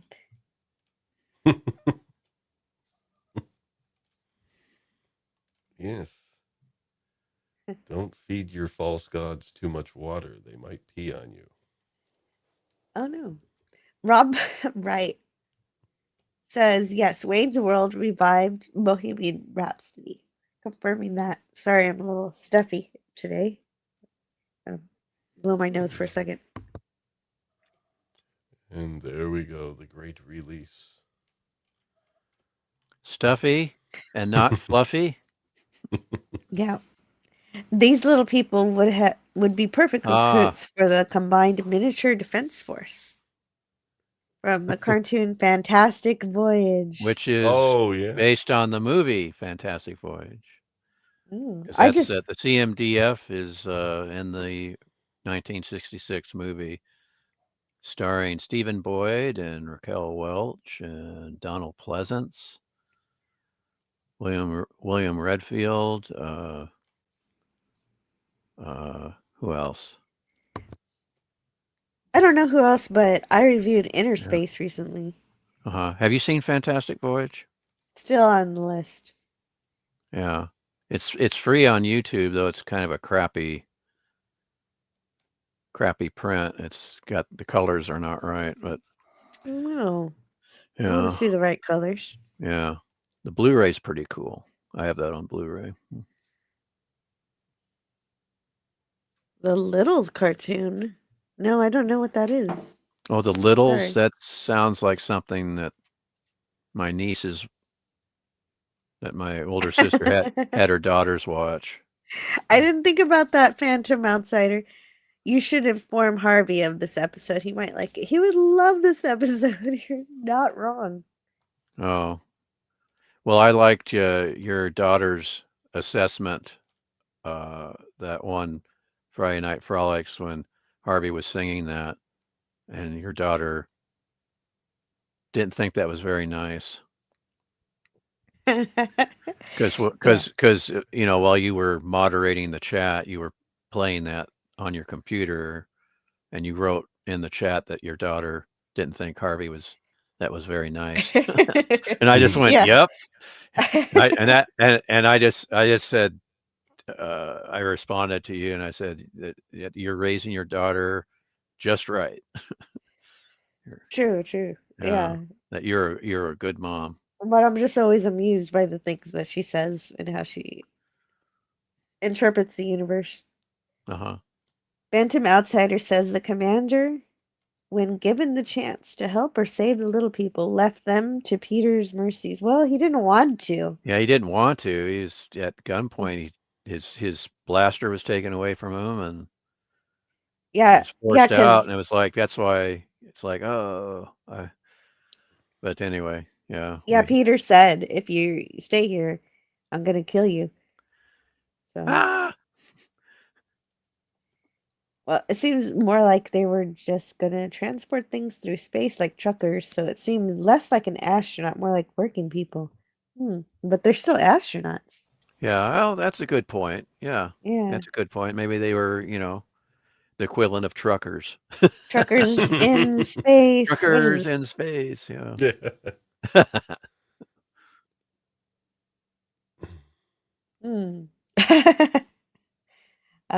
Phantom Outsider still wants Fletcher to evacuate the little guys. The little guys. Yeah.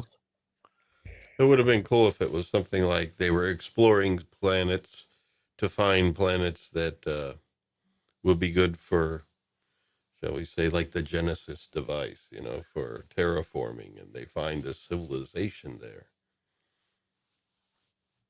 Albeit tiny, but it's still a civilization. The terraforming would have wiped them out.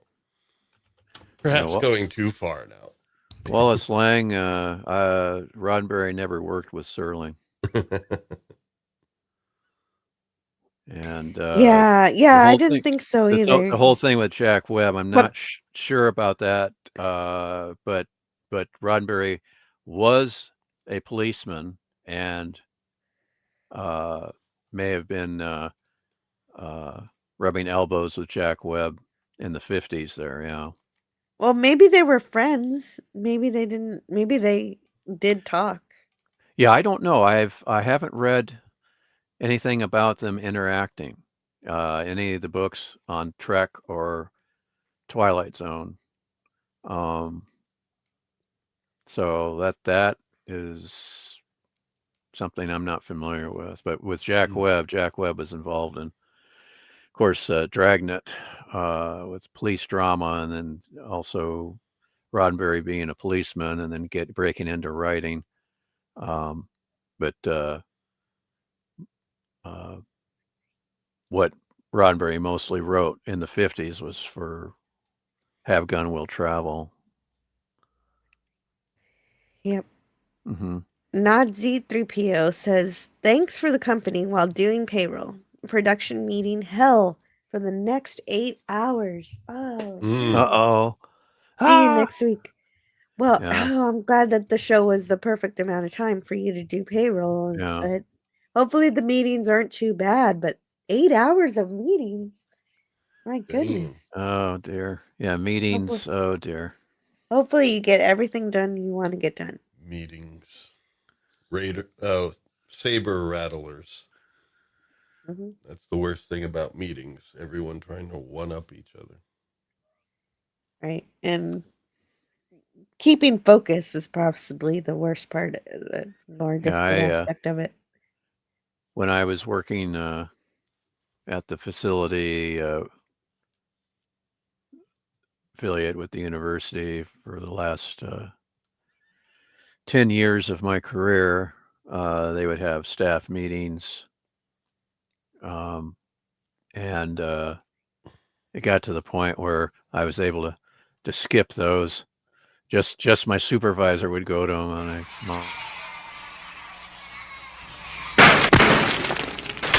The case of navigator Peter Craig. You interrupted my story.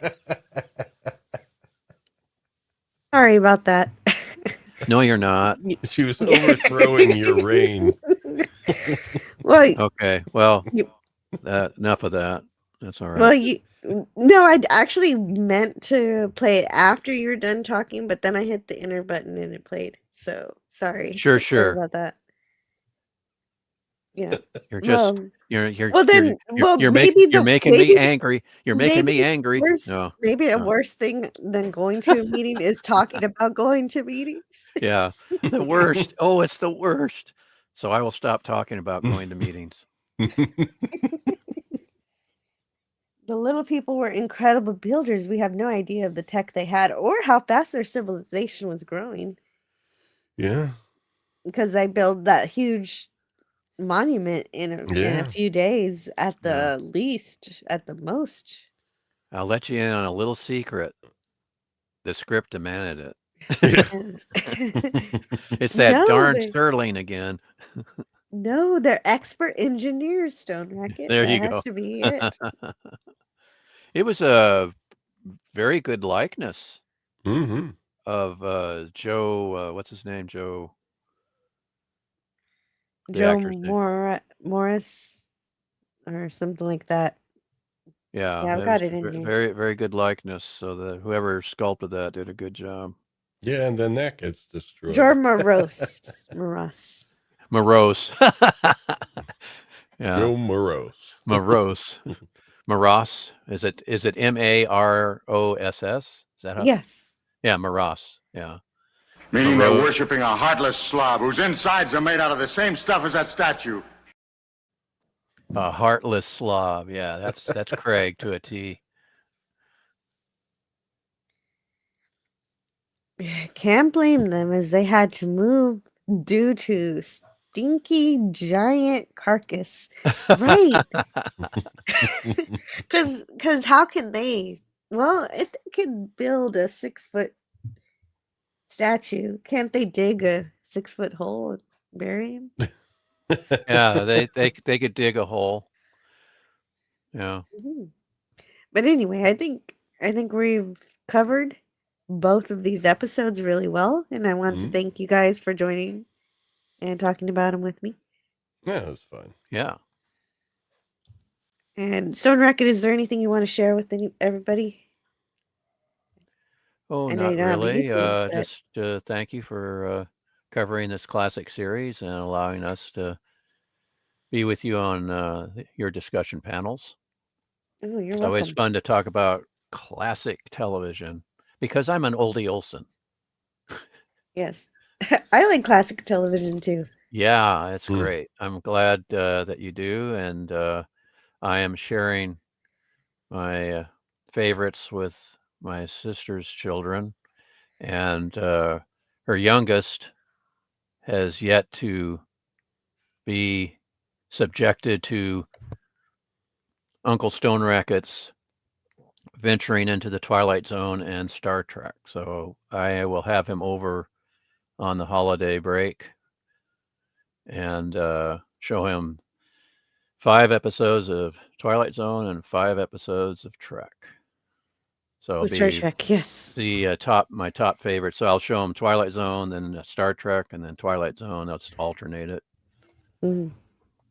So I'm planning on have popcorn and cookies.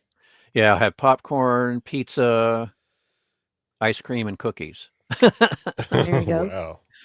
Wow.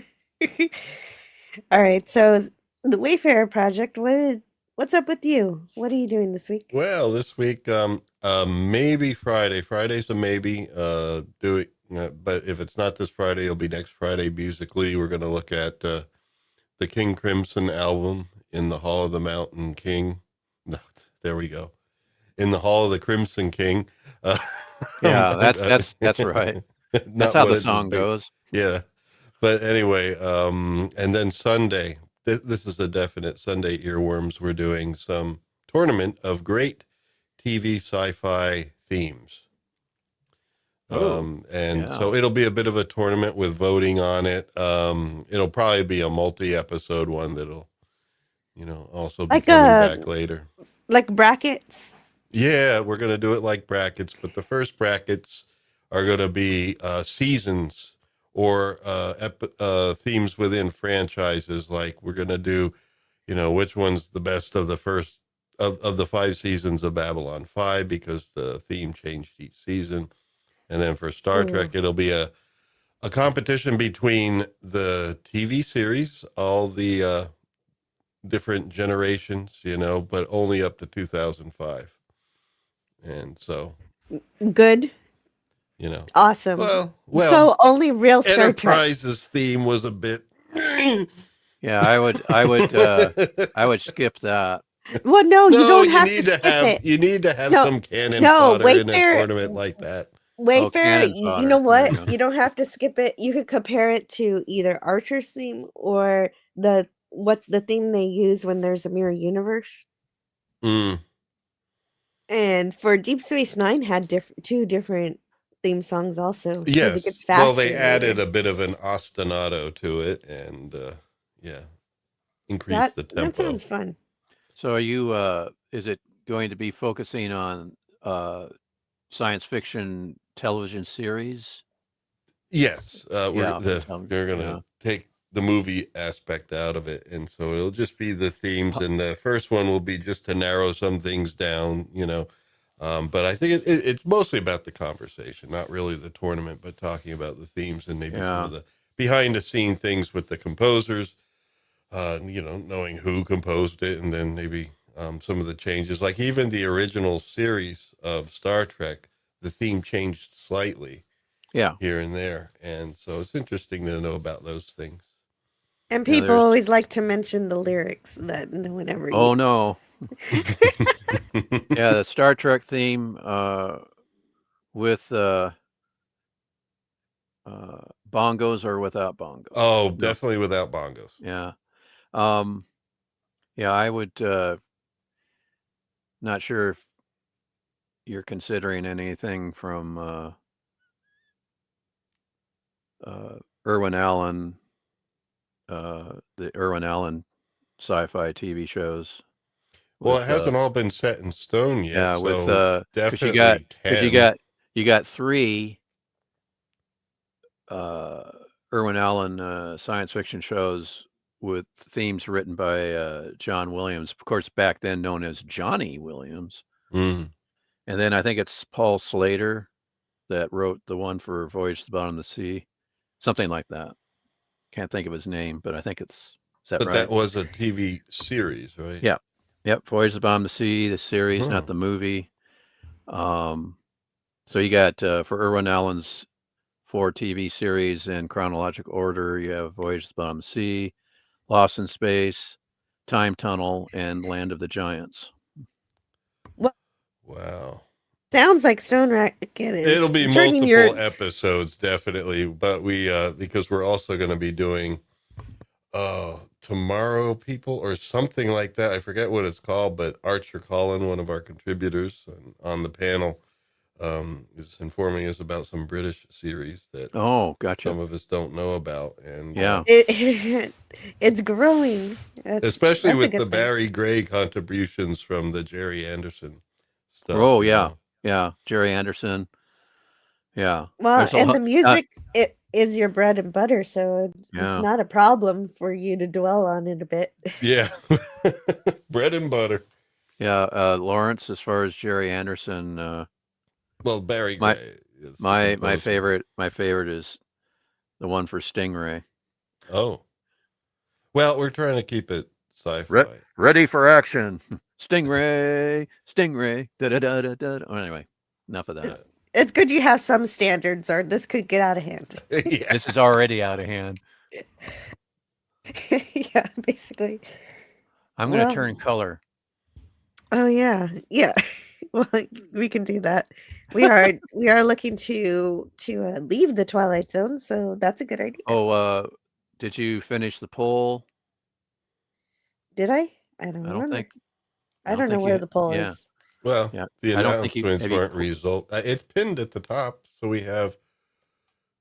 And then it disappeared. You just found it. Yes, I did. I found it. I closed it. Yep. The little people won 52%. Yes, just barely. 52 to 48. Yep. Okay, it didn't change after I voted, because when I voted, it went to 48 for person or persons unknown. Yeah, but is that the Electoral College vote, or is that the popular No, it's vote? the popular yeah, now vote. they need to reconvene and it's the popular vote again.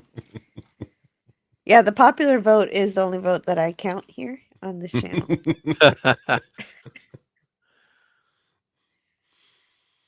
So thank you guys. Thanks everybody.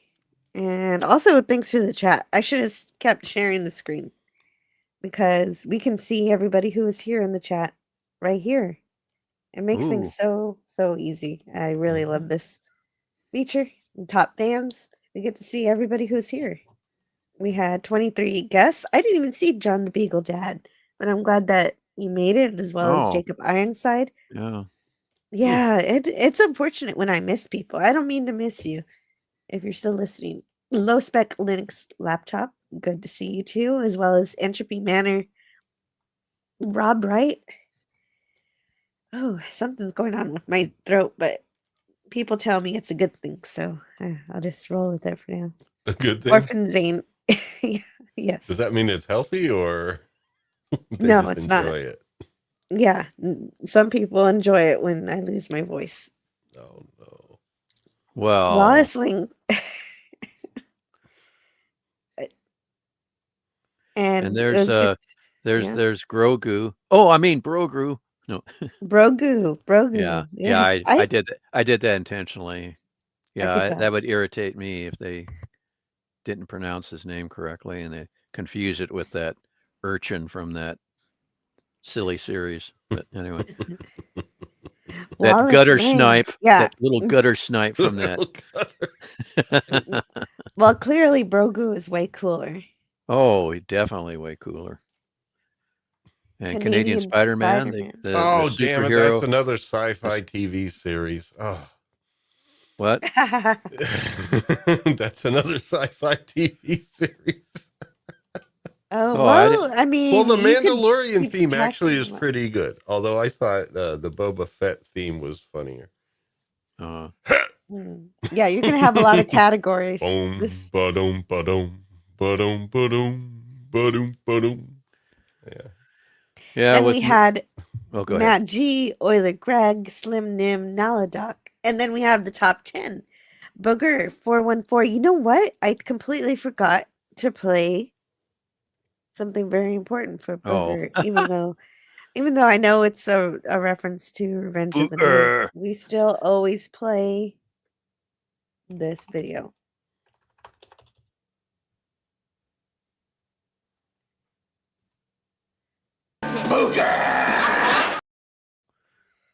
Yeah, the word that got him fired the first time. I can't believe Booger got him fired. Well, it's 9. It's silly. Booger. All in good fun. Booger. Boogero.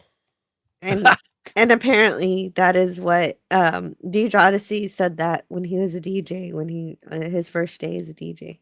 He never talked to him. That's funny. And at number 9 is Kimberly Ann Hart. 8, James Caserta. And then at number 7, we have a glove cleaner.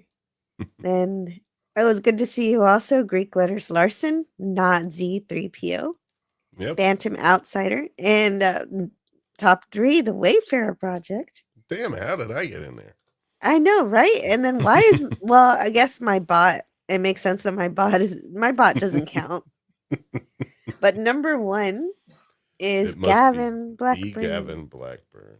Yes. Oh, once again, Gavin Blackburn. Yeah, that's just going to go to his head, and he's going to be. It is. He's just going to be stomping around, and his prideful. Oh no! Yeah. Well, now, this is Gavin Blackburn's stream once again. Yeah, he'll just go. I'm number 1. I'm number 1. Well, I think he already knew that he was number 1, and this just confirms it even more. Yeah, does Gavin Blackburn, does he have a job? I mean, how can he hang out in the chat so much? No, You're not the only person retired in the universe. Yeah, just a Stone Racket. It's not all about you. Not everybody needs to have a job. So my job is taking care of my 2 furry 4-legged boys. Oh, Gavin stomped the chat. Oh my goodness. Oh my goodness. So no. I've got one thing going on later. I'm going to stream again. So hopefully you are. My voice doesn't go away because what you doing? I'm doing a membership stream, but it's public, a public membership stream, nighttime. Oh, that's right. It's Tuesday. Yeah, it's Tuesday. It's Tuesday. It's the second Tuesday of the month, which is when I'm starting my public nighttime membership streams. That means the last membership stream that was at night is now set to members only, but the new one today is for everybody to see, and members will be on the panel, and it's going to turn into my birthday in the middle of the night, so that'll be fun. Fun. Yeah. So I'm gonna pick some topics. What time does the nighttime member stream start? It starts at 10 Central. Oh, 10 o'clock. Okay.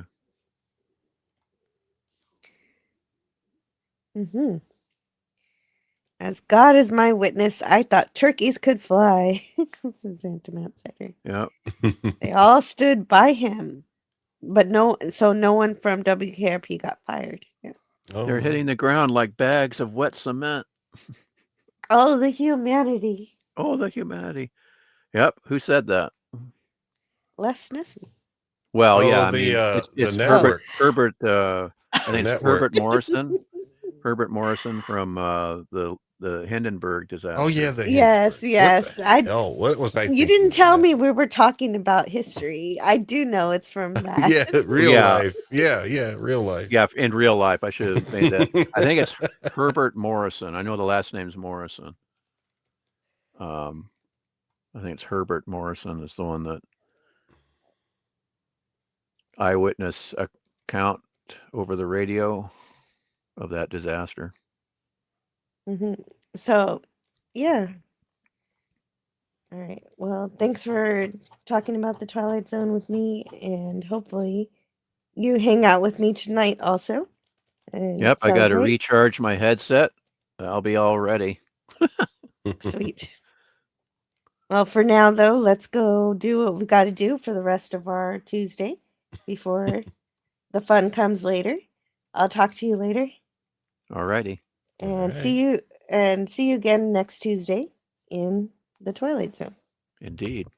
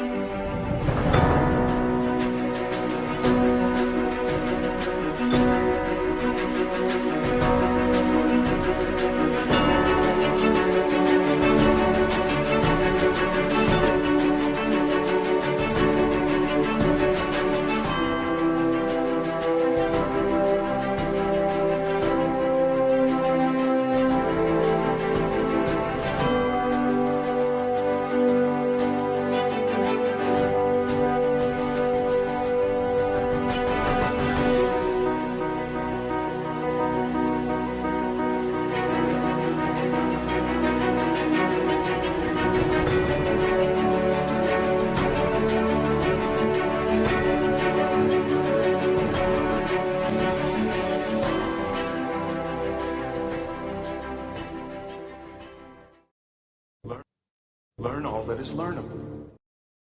And the ways our differences combine to create meaning and beauty. It has always been easier to destroy than to create. May we together become greater than the sum of both of us. Well, now you have something new to think about. Carry on. All right, move along. Done. Stop it. Get off of the things. Go outside. Get some food. It's like, you know, it's a time of day where you live. Go do something. Shut up, Snoopy. I don't care. You smoke too much. Let's go. Let's go adventure. Let's go explore. I'll see you in the future.